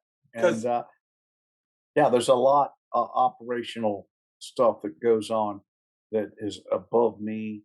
I'm just a guy that sits down and tastes with you and tries to pick the damn best barrel that you could possibly pick. All right, because in Ohio, I have to have I'm the Scotchy. We're the Scotchy Bourbon Boys, but we have to have a restaurant or bar that's willing to have it delivered. Right. Okay. And the place that I have on this first pick is they're the barrel room, and the owner, she's great. We have our meetings at her establishment. She's also gone through Moonshine University and everything. And this first pick, we're splitting. Sure. And And I'd be glad to come to her restaurant and do a bourbon dinner at her restaurant. And then I would be glad to represent with your folks online what you picked and why you picked it. So yeah, that you would get be a double win on both of those situations.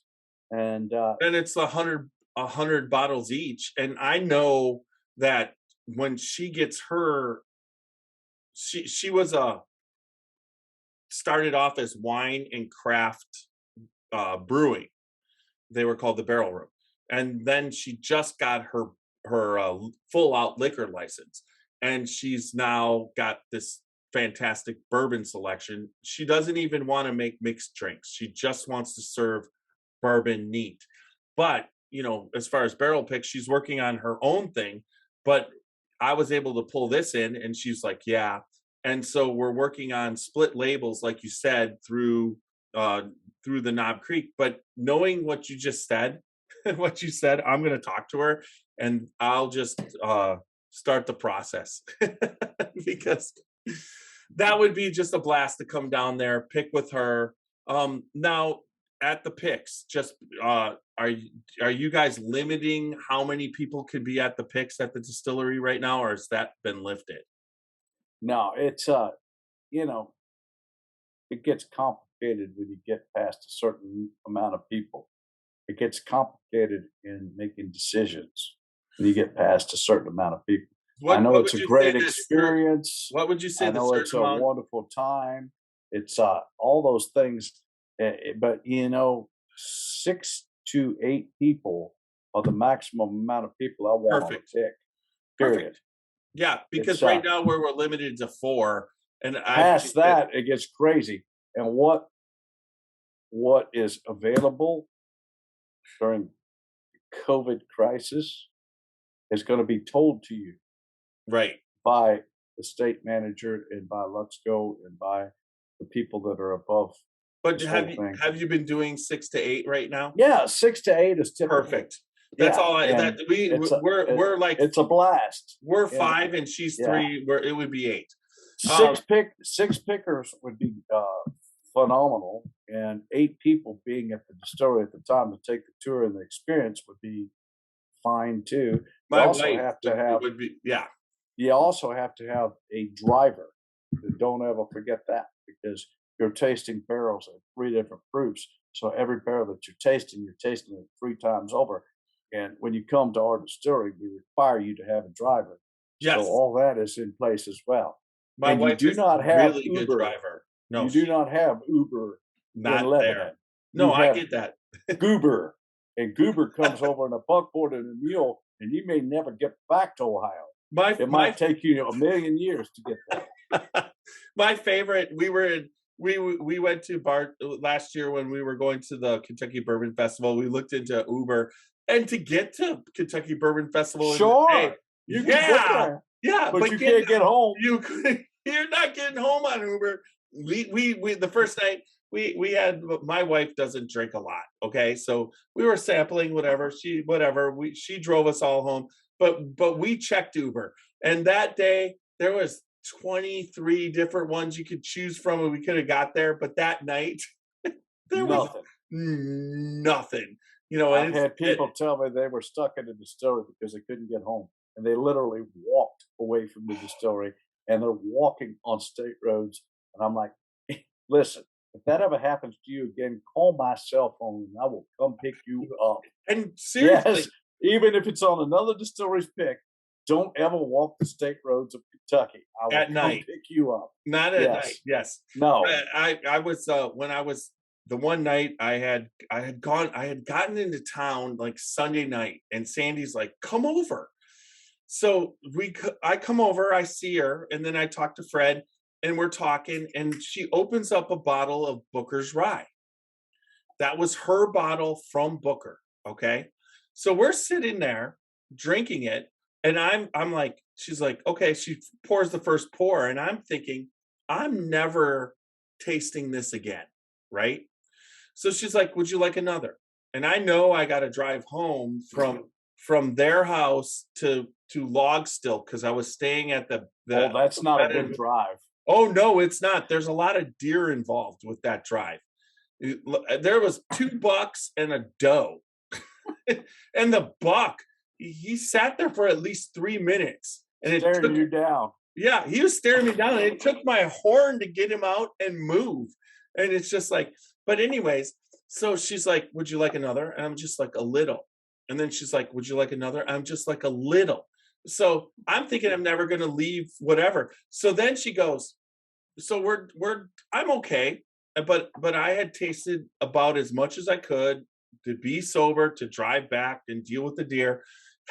And then she goes to me, you can have the bottle. And I'm like, I'm in a pickup truck. Okay. And I'm like, oh shit, thanks for the bottle. But if I'm going to get old, and then Fred's talking about how in New Haven, there's the gas station. He knows the cop that sits there and busts everybody.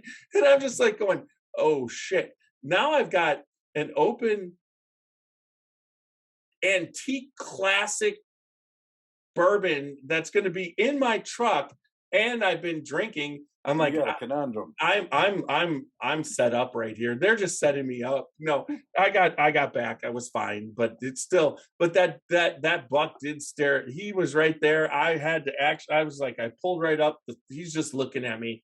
He wasn't a deer in the headlights. He's just like, you hit me, your truck's fucked. Did you ever think about putting that bottle in the bushes at Fred's house and then coming back and getting it the next day? No, that's what I would have thought about. It was no. Once I had that bottle, I couldn't. I'd have put it in the bushes and come back and got it the next day. I took that. That's bottle, a Kentucky boy thing.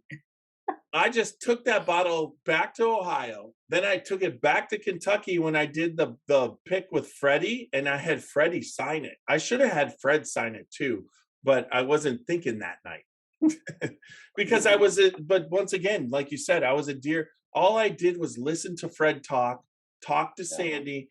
I'm sitting in the man cave, just having the time of my life, and that's what bourbon. Every single podcast I finish up with good bourbon equals good friends, good times, and go out and live your life dangerously. Because everybody for the last 3 years has been stay safe. I'm like, no, go for it. Just go for it. It's just like, you got to live, right? We're at the point, live. I've been through it all. So we got to live.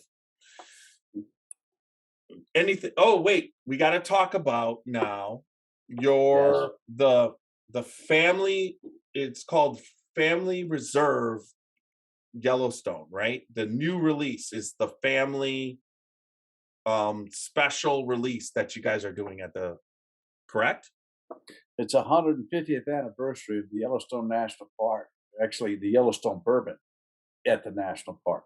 But the Yellowstone Bourbon's 150th anniversary is coming up, and that is a minor case beam yeast strain edition at our distillery, and it's at 100 proof. So that's minor case, right? Yes, I know. It's not the same, but it's minor case. I got to get it in. I don't even think I've got a picture of it. Maybe I do. It's going to be a very special release with the yeast strain of minor case beam at 100 proof, which is it would be near bottled and bond if there was enough juice to put out all over the United States. It's not bottled and bond.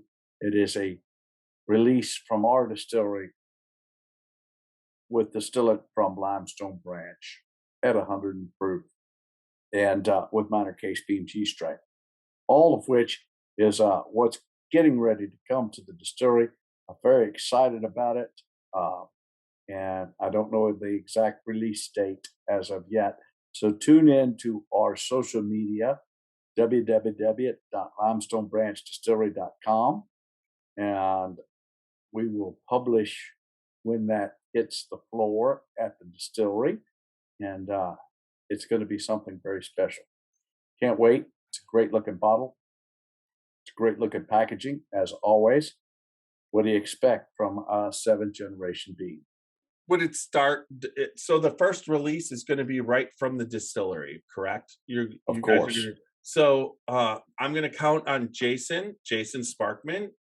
Please. Yeah, I saw that picture. That just looks, I mean, the bottle with that maroon brownish cast just is fantastic. And then that's gorgeous.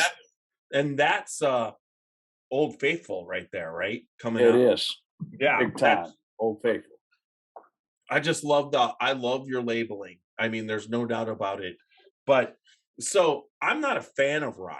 Now, this is going to be a bourbon, correct? Yes. Well, bourbons can be flavored in wheat or rye. Right. And a lot of people are weeders. No, they like the Maker's Mark and the Pappy Van Winkle and the Weller 12-year. And there's a lot of people that are spicier and rye drinkers. And when I came to the distillery, I was a weeder. And Beam was like, here, try this. And you never knew what he was going to put in your hand. And I was like, holy shit sniggles. That's good. And then all of a sudden, he tells me that that's a rye flavor based bourbon distillate. And so this is going to be a rye flavored based bourbon distillate. Right, yeah. Right. It's a rye bourbon opposed to a wheat bourbon, but it's not a rye. No. Because minor case is a rye. By 1 point, because it's 51% rye. What do you have to be a rye whiskey? 51%. Now, what happens if you're a gin? What happens if you're a gin? What do you have to be a gin? I don't know. I don't know. 51% juniper. 51% juniper makes you a gin. You know what Stephen Beam loves to do? Mess with your head. When you come into the distillery and you say you're a bourbon drinker, he says, oh, really? Do you like rye? No, I don't like rye at all. Well, here, try this. Find a case rye. 51% rye. Finished in sherry. It'd be a bourbon distillate. Yes, yep, it's good. He's going to blow your mind. No. You're going to drink it and go, oh, my God, that's almost like a bourbon, because it is. No, he's going to. Almost like a bourbon. Now, if you take a gin and you put it at 51%, and you don't like gin, typically. I hate What gin. are you? You are a person that has tasted 75, 80% juniper and tasted pine forest in your gin. And then never had then threw up consistently. And then never had a passion project by a 7th generation bean. My conclusion to all this is that when Stephen Beam says, taste this, you taste it. And all of a sudden, you have a whole new perspective of exactly what something might be, because he is an artisan craft distiller. And everything that he's ever produced in my lifetime has been extraordinary. And when you taste 19 different botanicals in gin, you find out that that's more botanicals than Colonel Harlan Sanders had spices in his chicken. And he is Colonel Stephen Beam. No, yes. He's got more botanicals in his gin than the Colonel had in his spices. Colonel Stephen Beam. But being a colonel in Kentucky is not a tough thing to do. It is a tough thing to do. When Matt Bevin took over, he excluded so many people, and I am a Kentucky colonel under Matt Bevin. So you are a Kentucky. The one thing congratulations, Matt Bevin did, I like. Thank you, Colonel. Yes, and there's a lot of people. I love people who have gone through it. Randy Prassey just became a Kentucky colonel. Yes. The highest in a citizen of Kentucky, the highest gift to a citizen of Kentucky is to have become a Kentucky colonel in the United States. Well, it's a congressman or senator from Kentucky has to put you up as being someone that's done something special for the state of Kentucky. And my mother was a Kentucky colonel. My father was a Kentucky colonel. My brother is a Kentucky colonel. My other brother is a Kentucky colonel, and I'm a Kentucky colonel. The entire Fante family is Kentucky colonels, and I have them sitting right here. And I can show you every one of them. And I think the colonel who made Kentucky colonels famous, and I will have to Colonel Harlan Sanders. Yes, and once again, I will congratulate your family, because that means you guys have done special things and given something to Kentucky, and it's a cool thing. There's no doubt. There's nothing like it in the special education for my mother Sarah. My dad Leo had a bar in downtown Louisville that had the best card game in the back room, and every one of the politicians that were there were always guarded by the police in the city. You didn't have to worry about getting a raid on his card game, because by gosh, the Delta Bar and Lounge was solid. It was sitting across the street from the. So yeah.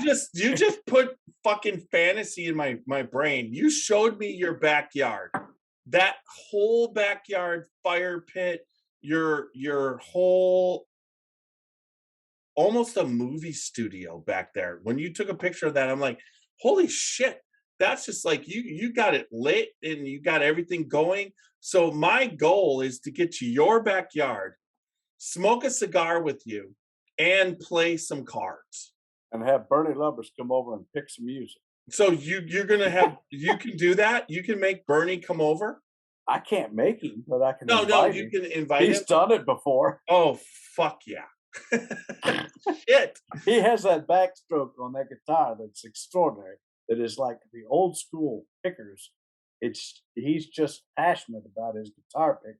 And it's always good to have a bonfire out back, have Bernie picking a little, and then smoke a cigar on the back porch.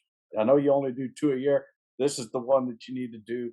We'll make sure it's a great cigar. No, I would make this the 6th that I did that. I've got the couple main festivals, but I've got all the little get the hell down there for the weekend.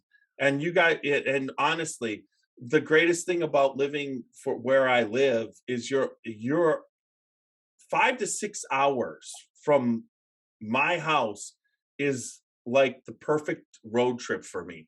I can do 5 to 6 hours. You get over 6 hours, now you're starting to kick my ass. I went down to Florida, did a 9-hour drive to South Carolina, and then a 10-hour drive to Florida, and then I did it back, and it was rough. It's rough. Yeah. But if you're but Kentucky, there's areas you got to know Alan Bishop from the Spirit of French Lick, because Stephen's gone up there, and he dropped in that William Dalton. He dropped those French staves in with Alan, and it won my bourbon of the year. That frickin' was like the best thing I've ever tasted. I mean, it was so frickin' good. And one of the coolest and absolutes, the straightest talking people I've ever met in my life is Alan Bishop. Oh my God. He will tell you how it is, unabated. And yeah, it just I told Bishop this week that he is Morrison to whiskey. Yeah, he is. He hates the whiskey industry, but he loves making whiskey. Yeah.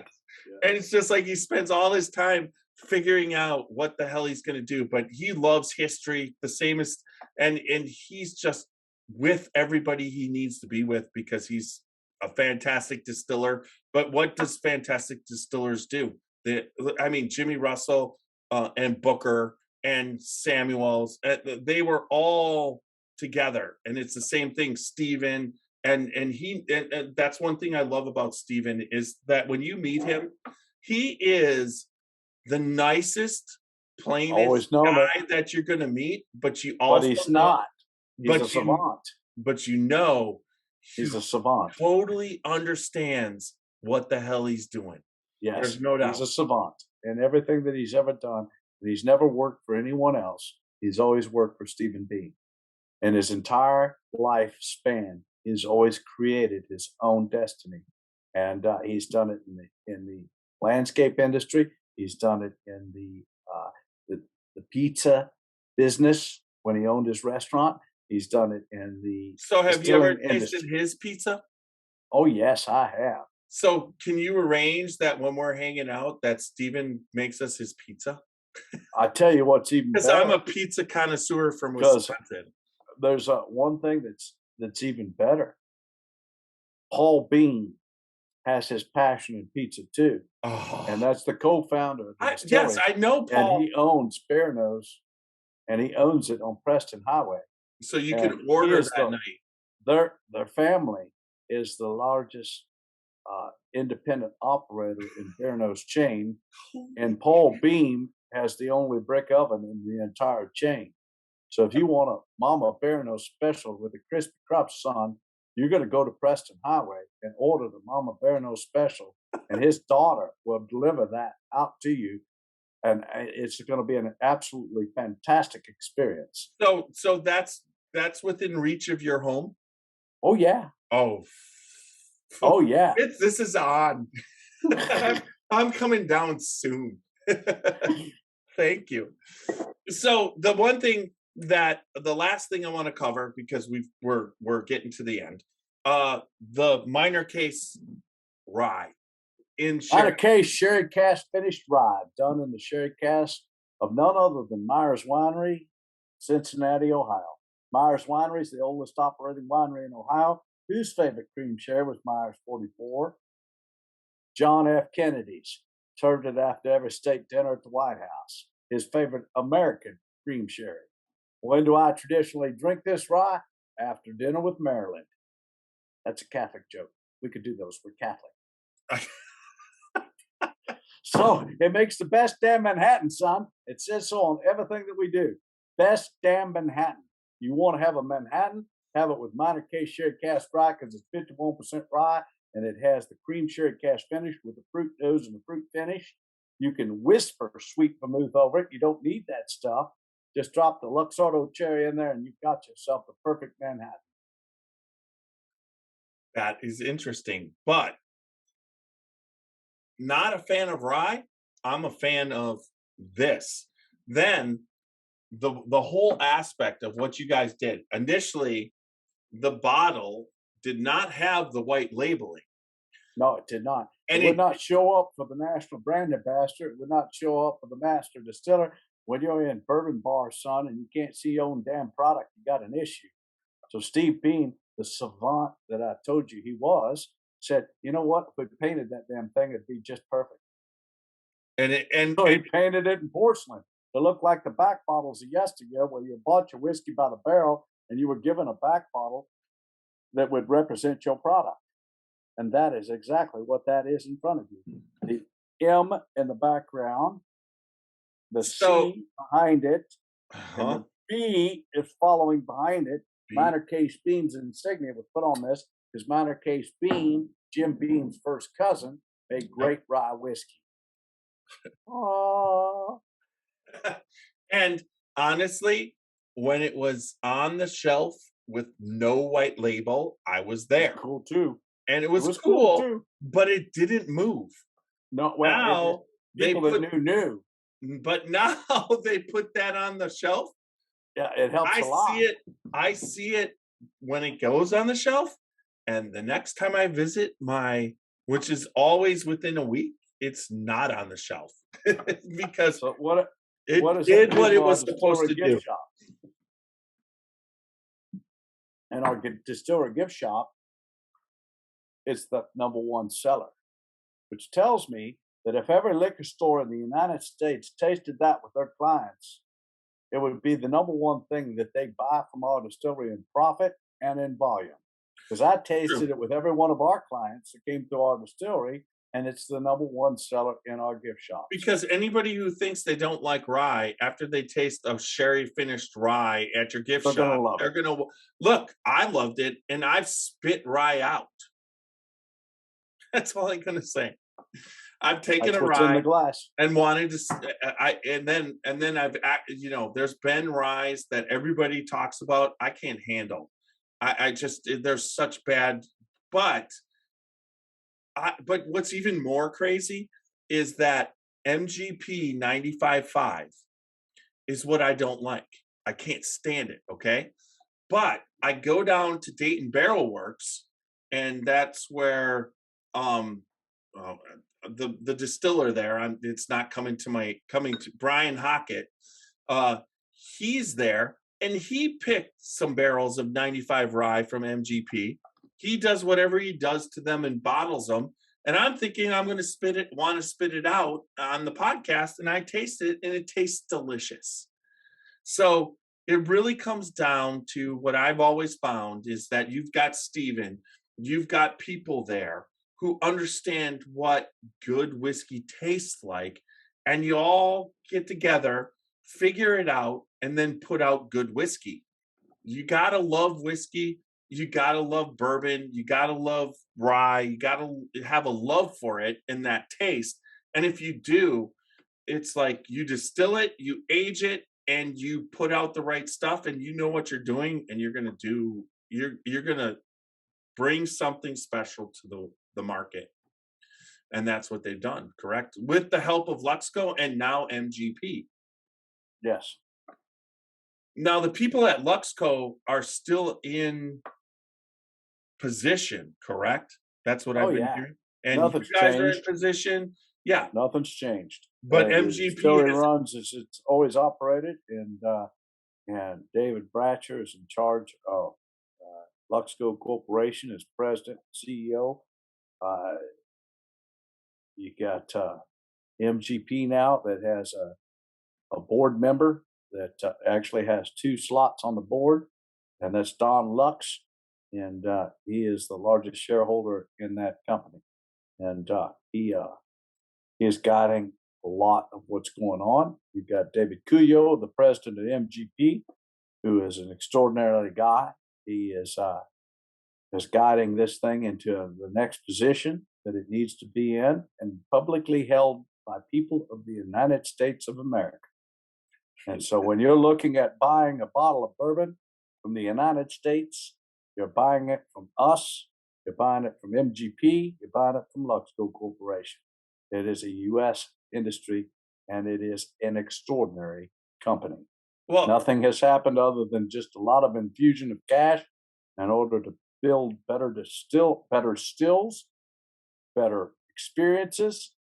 And when you come to Limestone Branch Distillery, you're going to have the best cocktail in the United States. I have no argument about it.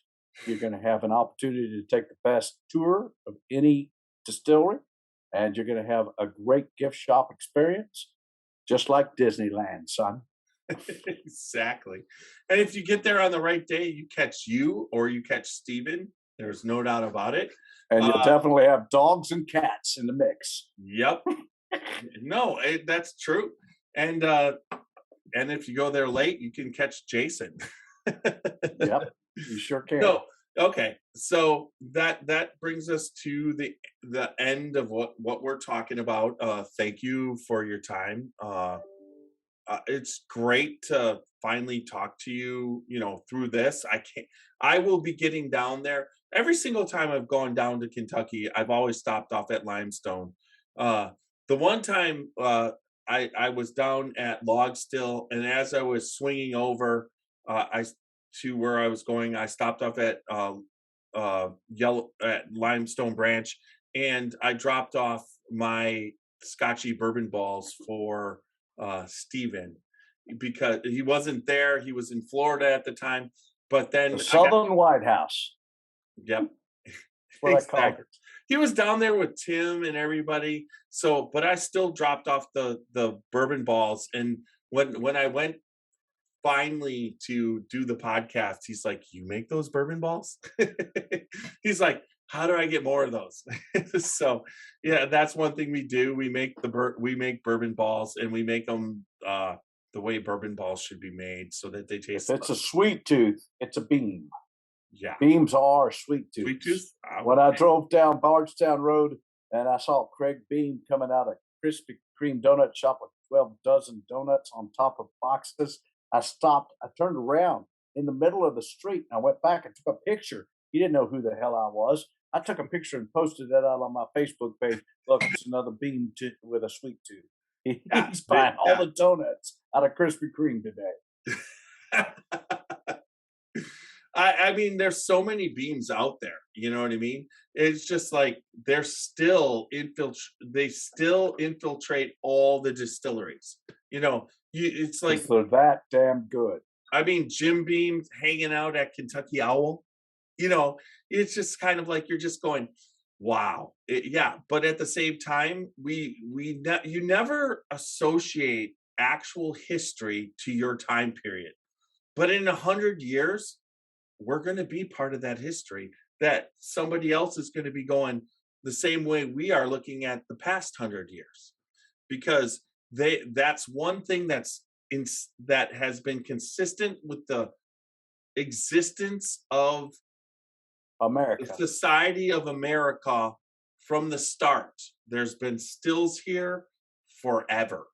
It came over on the Mayflower. They were here before from the Spanish. They were here from the French. They were here from the English. It's always been a part of life of America, right? It has. And it's basically been what's driven America. My favorite of all the things, people will still to this day, but Prohibition was 100% responsible for the Great Depression. there's, there's no doubt about it. They didn't need to grow as much corn. It led to the Dust Bowl because farmers weren't growing the corn because they couldn't make whiskey from it, correct?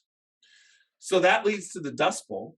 And then the fact that they couldn't tax alcohol because alcohol was illegal. They thought they could get it from income tax, but there was no income tax because people weren't working and they weren't buying alcohol. It's just like, you're just going, wow, you guys. And then it took them like 13 years to figure it out, but they figured it out, right? Total failure. Yeah, but still, when you try and tell somebody the actual history of America, and they're like, "What are you talking about?" And I'm like, the mob was making all the money. They made all the medicinal money. purposes. Yes, it was. Yeah, and but there was what, 5 of them that did it? Was it 5 or 9? 5. It was 5, right? 4. I couldn't tell you, but it was only a small amount of medicinal licenses that were produced for distilleries that had stock, and they were only able to use the stock they had. That I understand. They weren't able to produce anymore, but they were able to use the stocks that they had. And Yellowstone, I believe at that point, was picked up by Brown-Forman Corporation that had a medicinal license, Right. and they were charging a percentage bottle cost to sell it. But you could only sell 1 bottle per person for 30 days. Yeah, and that was with a prescription. Right. And who owned the prescriptions at that time? Well, the nefarious character named Remus. Right? Yeah, he has his own rye right now. He goes in and he buys all of the apothecaries so that he can manipulate bourbon through those apothecaries as medicinals. It is a cool. That Remus is an incredible bourbon, or I don't know if it's bourbon or rye. I think it's the main thing is rye. I haven't seen. Yeah, I thought it was. Yeah, I thought it was. But it's out of the same area of Cincinnati that it was being produced back then when he was controlling it. Yeah. I have a bottle of it in the kitchen, and I'm enjoying the heck out of it. I just didn't pay that much attention to it. But guess what? It is an MGP rye Remus. And after that nefarious character that started that whole thing with the apothecaries, which is cool. I mean, that background and history, and that was written at the Silback Hotel. You realize that here in Louisville, Kentucky, that entire thing was written right there at the Silback Hotel. So I did a podcast with this young. He's a musician. He's called Marquez. Okay, if you watch the Scotchy Bourbon Boys podcast, watch that podcast. He's out of Iowa, okay, and he's distilling and mixing his music with distilling whiskey. So when he when he puts his release, he includes songs to download that Nice. he releases his album. Really cool. The guy gets it. But where his whiskey's coming from is one night when he was in college, and he went to college in Chicago, but he was in Iowa at the time. And he was at a bar and he was drinking with an older woman. And this is a young black gentleman, okay? And she's like, "You think this is good?" She goes, "Come out to my trunk." He comes out to her car and they taste some moonshine, okay? She's like, "Let me show you what we do." So she takes him to her farm. He's been drinking, and they go to the farm. And they're like, "If you want to see they go, "This is where we do it." She introduces him to her husband. Such a crazy story. And he basically has him taste some more. And he's like, "That is fantastic. That's some of the best moonshine or whiskey I've ever tasted," right? Well, they're like, "Well, in order for us to get you there, we can't let you know where we are because we distilled early on, and we're kind of doing this, on the slide." So they basically put a bag over his head, put him on a 4x4, and drive him into a middle of a field 45 minutes away from their house. And in the field, they have underground tunnels, and they've got overseas containers all set up, and they've got this huge distilling operation. They walk into this underground tunnel, take the thing off them, and they're basically distilling Al Capone's whiskey that Al Capone had them distilling in the, when during Prohibition, that was being shipped into Chicago. And because the family was doing that, they were guaranteed by the state of Iowa to never ever get a legal distilling license. So his music was taking off, and he said, "Can you sell me the recipe and teach me how to do this, and I'll bring it to market?"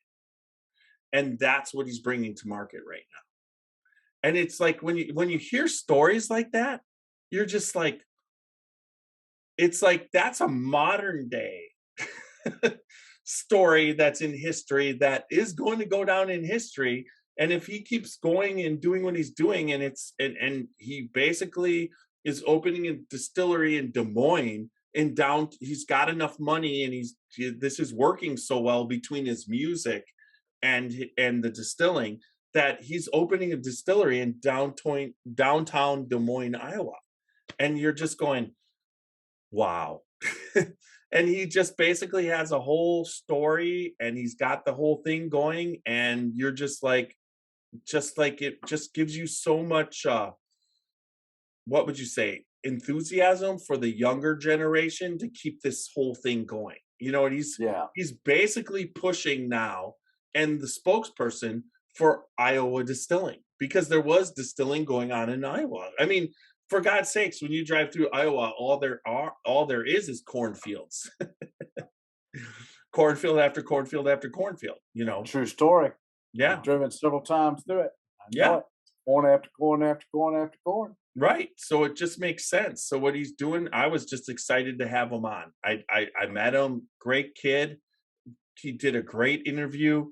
And so I'm just pulling for him. Yeah, that's good stuff. All right. I think I've taken up a lot of your time. Thank you very much. I appreciate it. Good evening. Yes. And I'm going to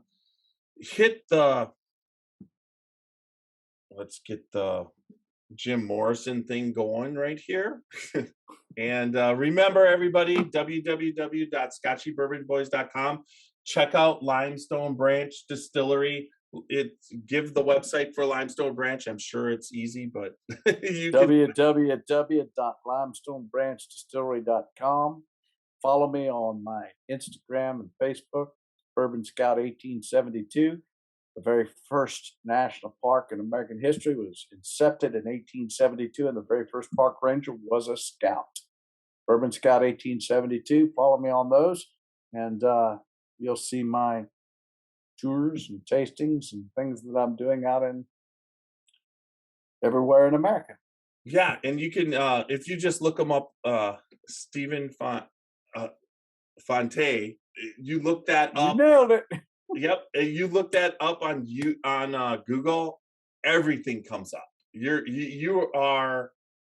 There's even a Wikipedia. It's just like it just says everything about you. So check out Stephen. Check out Stephen Beam. Check out Limestone Branch. Wonderful. They just keep upping their game. I mean, it just keeps getting better and better. So remember, we are on all podcast formats: Instagram, Facebook, Twitter, and check us out on Patreon. But same drill as always. But remember, good bourbon equals good times and good friends. Go out and live your life dangerously. Good night, everybody.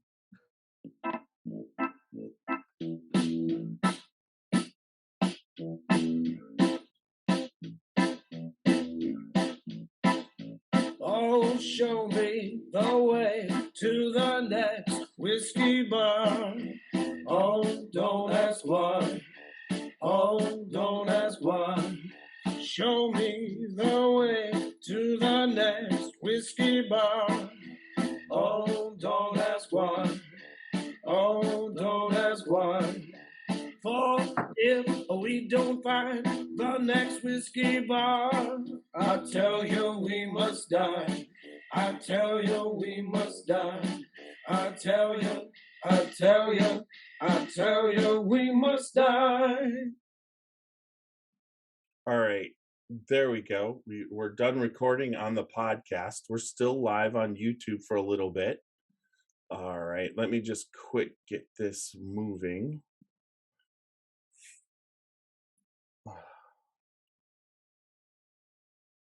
Publish to uploading.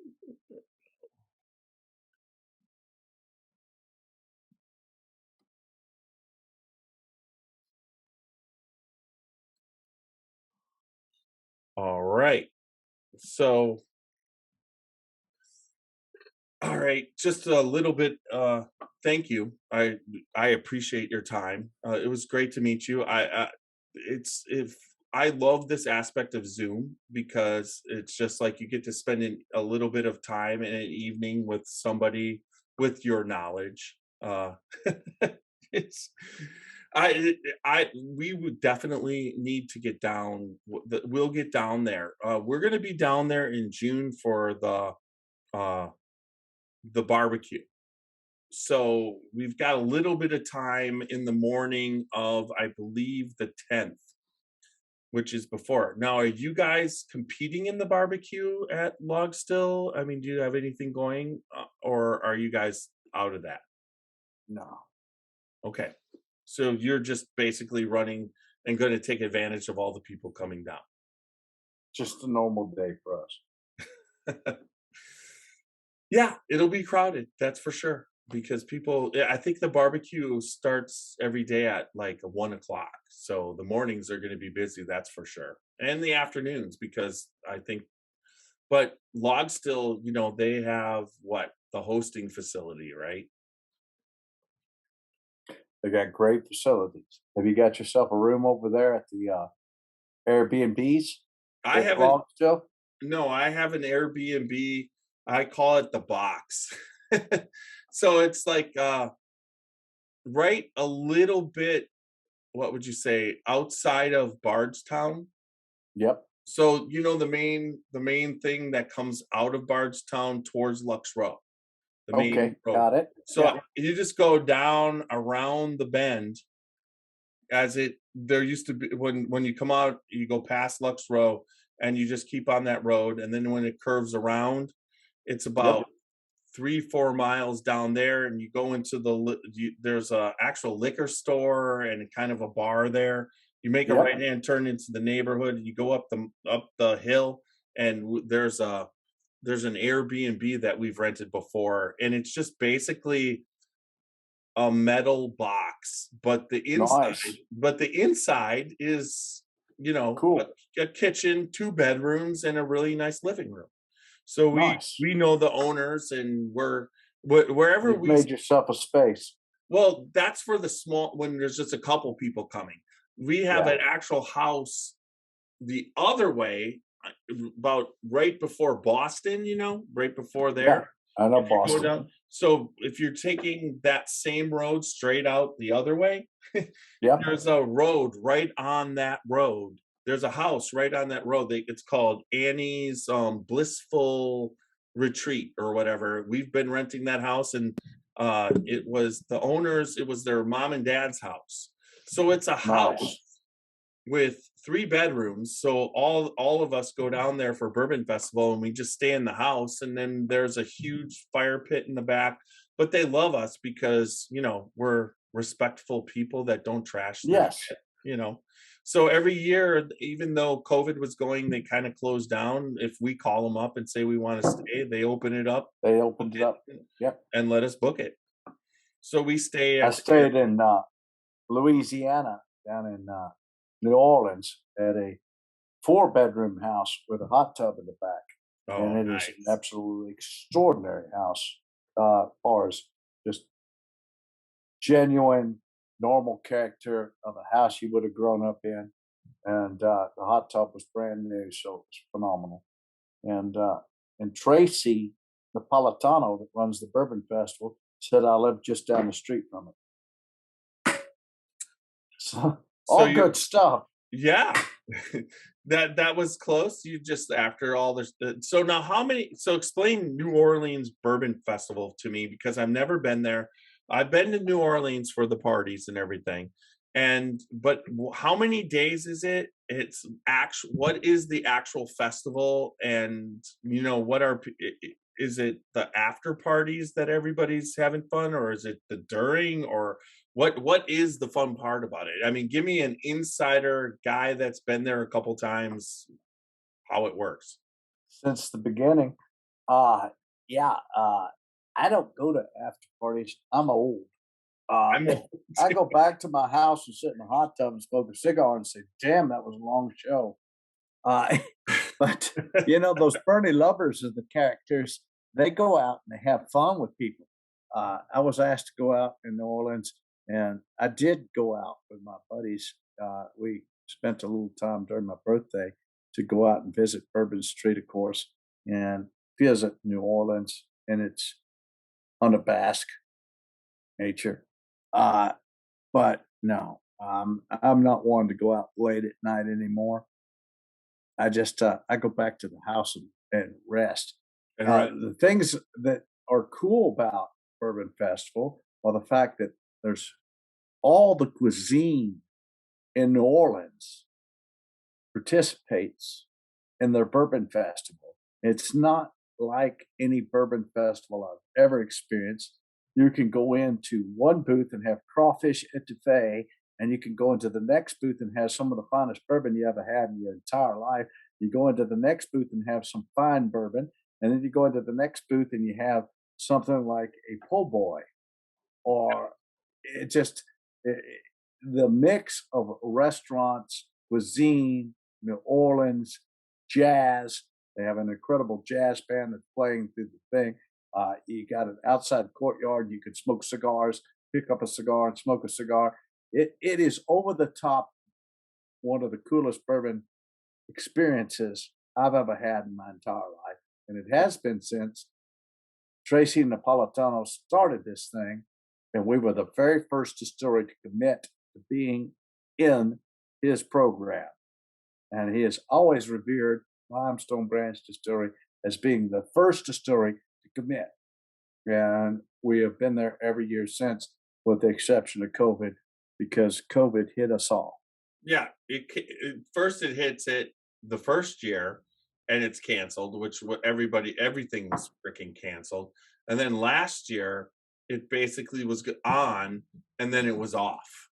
That was the right move.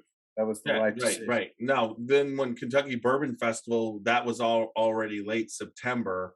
You know what I mean? That actually, they pulled that off. It's March. And March, you know what March is in Louisiana? It's comfortable. You're not hot. You're not muggy. You're not buggy. Yeah. Louisiana can be very, hot, muggy, and buggy. Yep.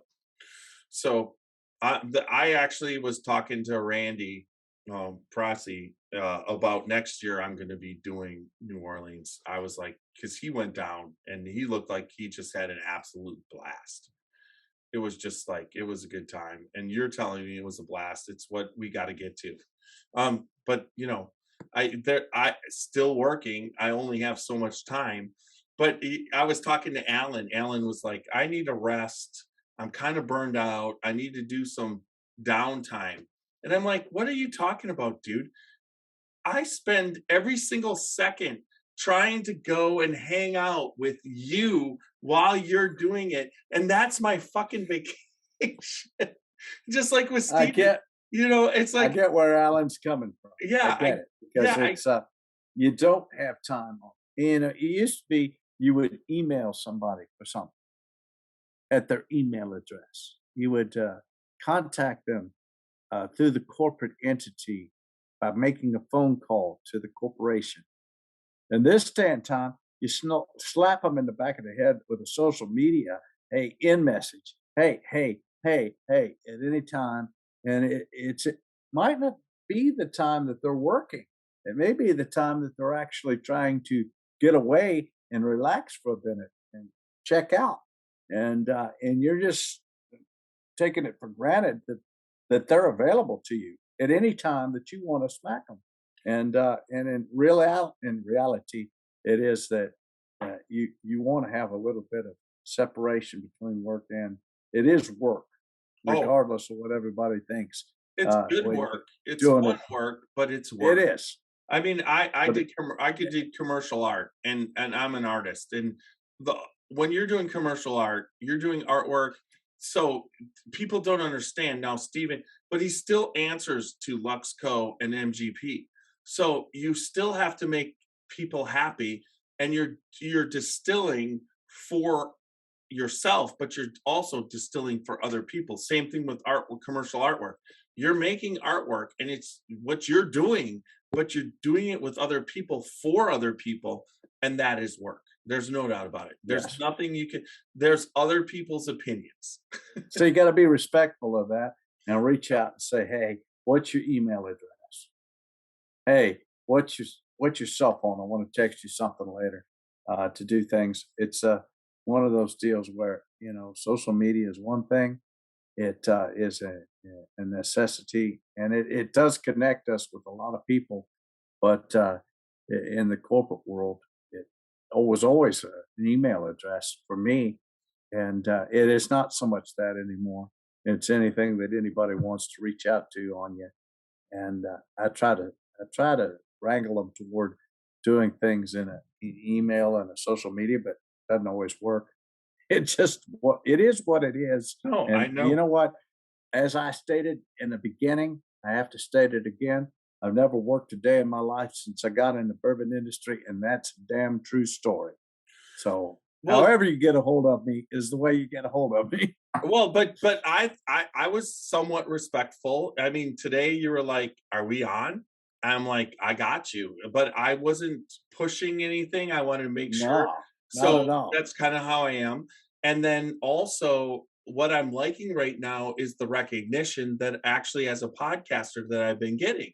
I mean, I go down to Middle West Distillery in Columbus, and Martin Duffy, who sells all the Glencairns, he's the guy you met. Martin, I know Martin. And that guy is great. And I push everywhere I go where they don't have Glencairns. I'm like, you got to get Glencairns. If I can get Glencairns on my podcast, a restaurant, yeah, exactly. A restaurant can get a Glencairn. There's no reason why restaurants shouldn't have Glencairns. And I just Glencairn. Yep. And I'm like, here's Marty's address, his email, get Glencairns. I say it all the time. But then they're like, well, Michael Veach was here, and he said that I need to talk to you because you're an Ohio podcast, and you're doing a good job. And that's the kind of shit that I'm just like, really? Michael Veach just recommended me to a distillery? You know what I mean? I'm just starting to get the like all of a sudden I'll be taking a tour and they're like, Tiny.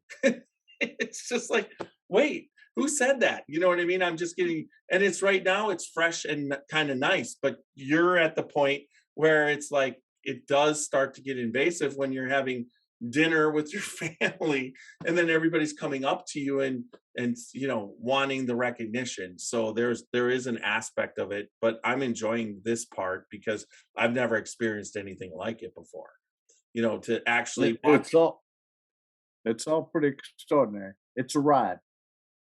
Well, and it's history. That's what I love about it. This is history. And it's just like what people have laid down before.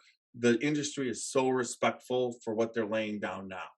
And it's just getting to the point where I just hope we never get back to that point where right before prohibition, where everybody's just drunk laying in the streets. We have to figure that out, not to happen again, right? The Heaven Hill fire, where all the whiskey's running down the hill into Rowan's Creek, and everybody's down there drinking it. They were out of the creek. Oh my God! Well, that's the story I heard, that there was folks that were homeless that were down there drinking out of the creek. Well, and if you look back in the old podcasts of yesteryear, it's not podcasts, it's newsreels. The old newsreels of yesteryear, and you see that fire, you see the entire hill on fire. Holy crap! What was Max thinking at that day? That's what I would like to ask him. And I saw him in a restaurant in Louisville, Hotel Distill, and I didn't ask him that question because, again, enamored by, this is Max Shapiro. I can't say anything. Hi. That's what I end up saying. Hi. Now, you want to say, hey, what were you thinking on the day that your distillery was on fire? What was in your mind when that was happening? That's the thing you want to ask.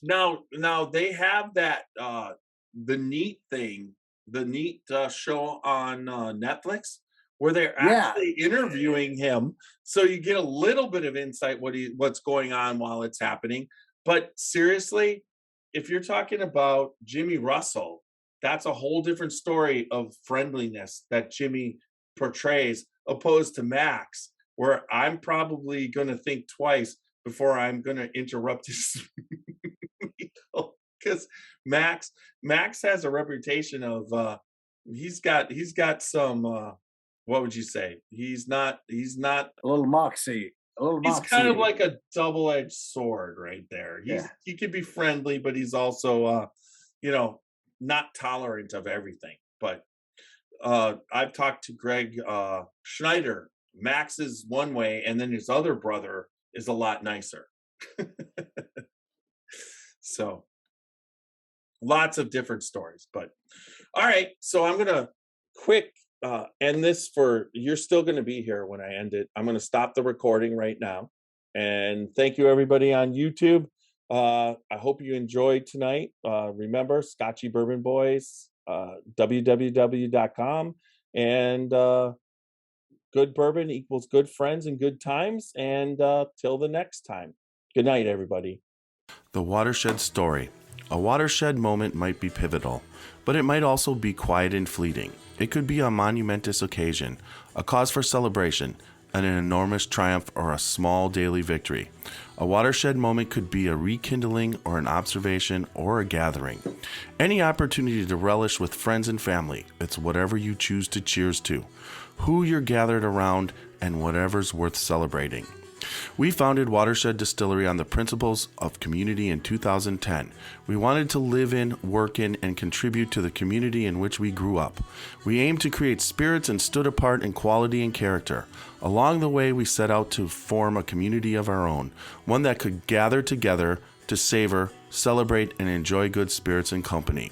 We've grown from a tiny little still and 2 guys in jumpsuits to a dedicated team of over 40 people and 2 much larger stills.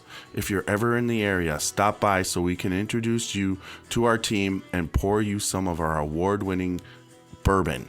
Creating it was our watershed moment, but we want to hear about yours.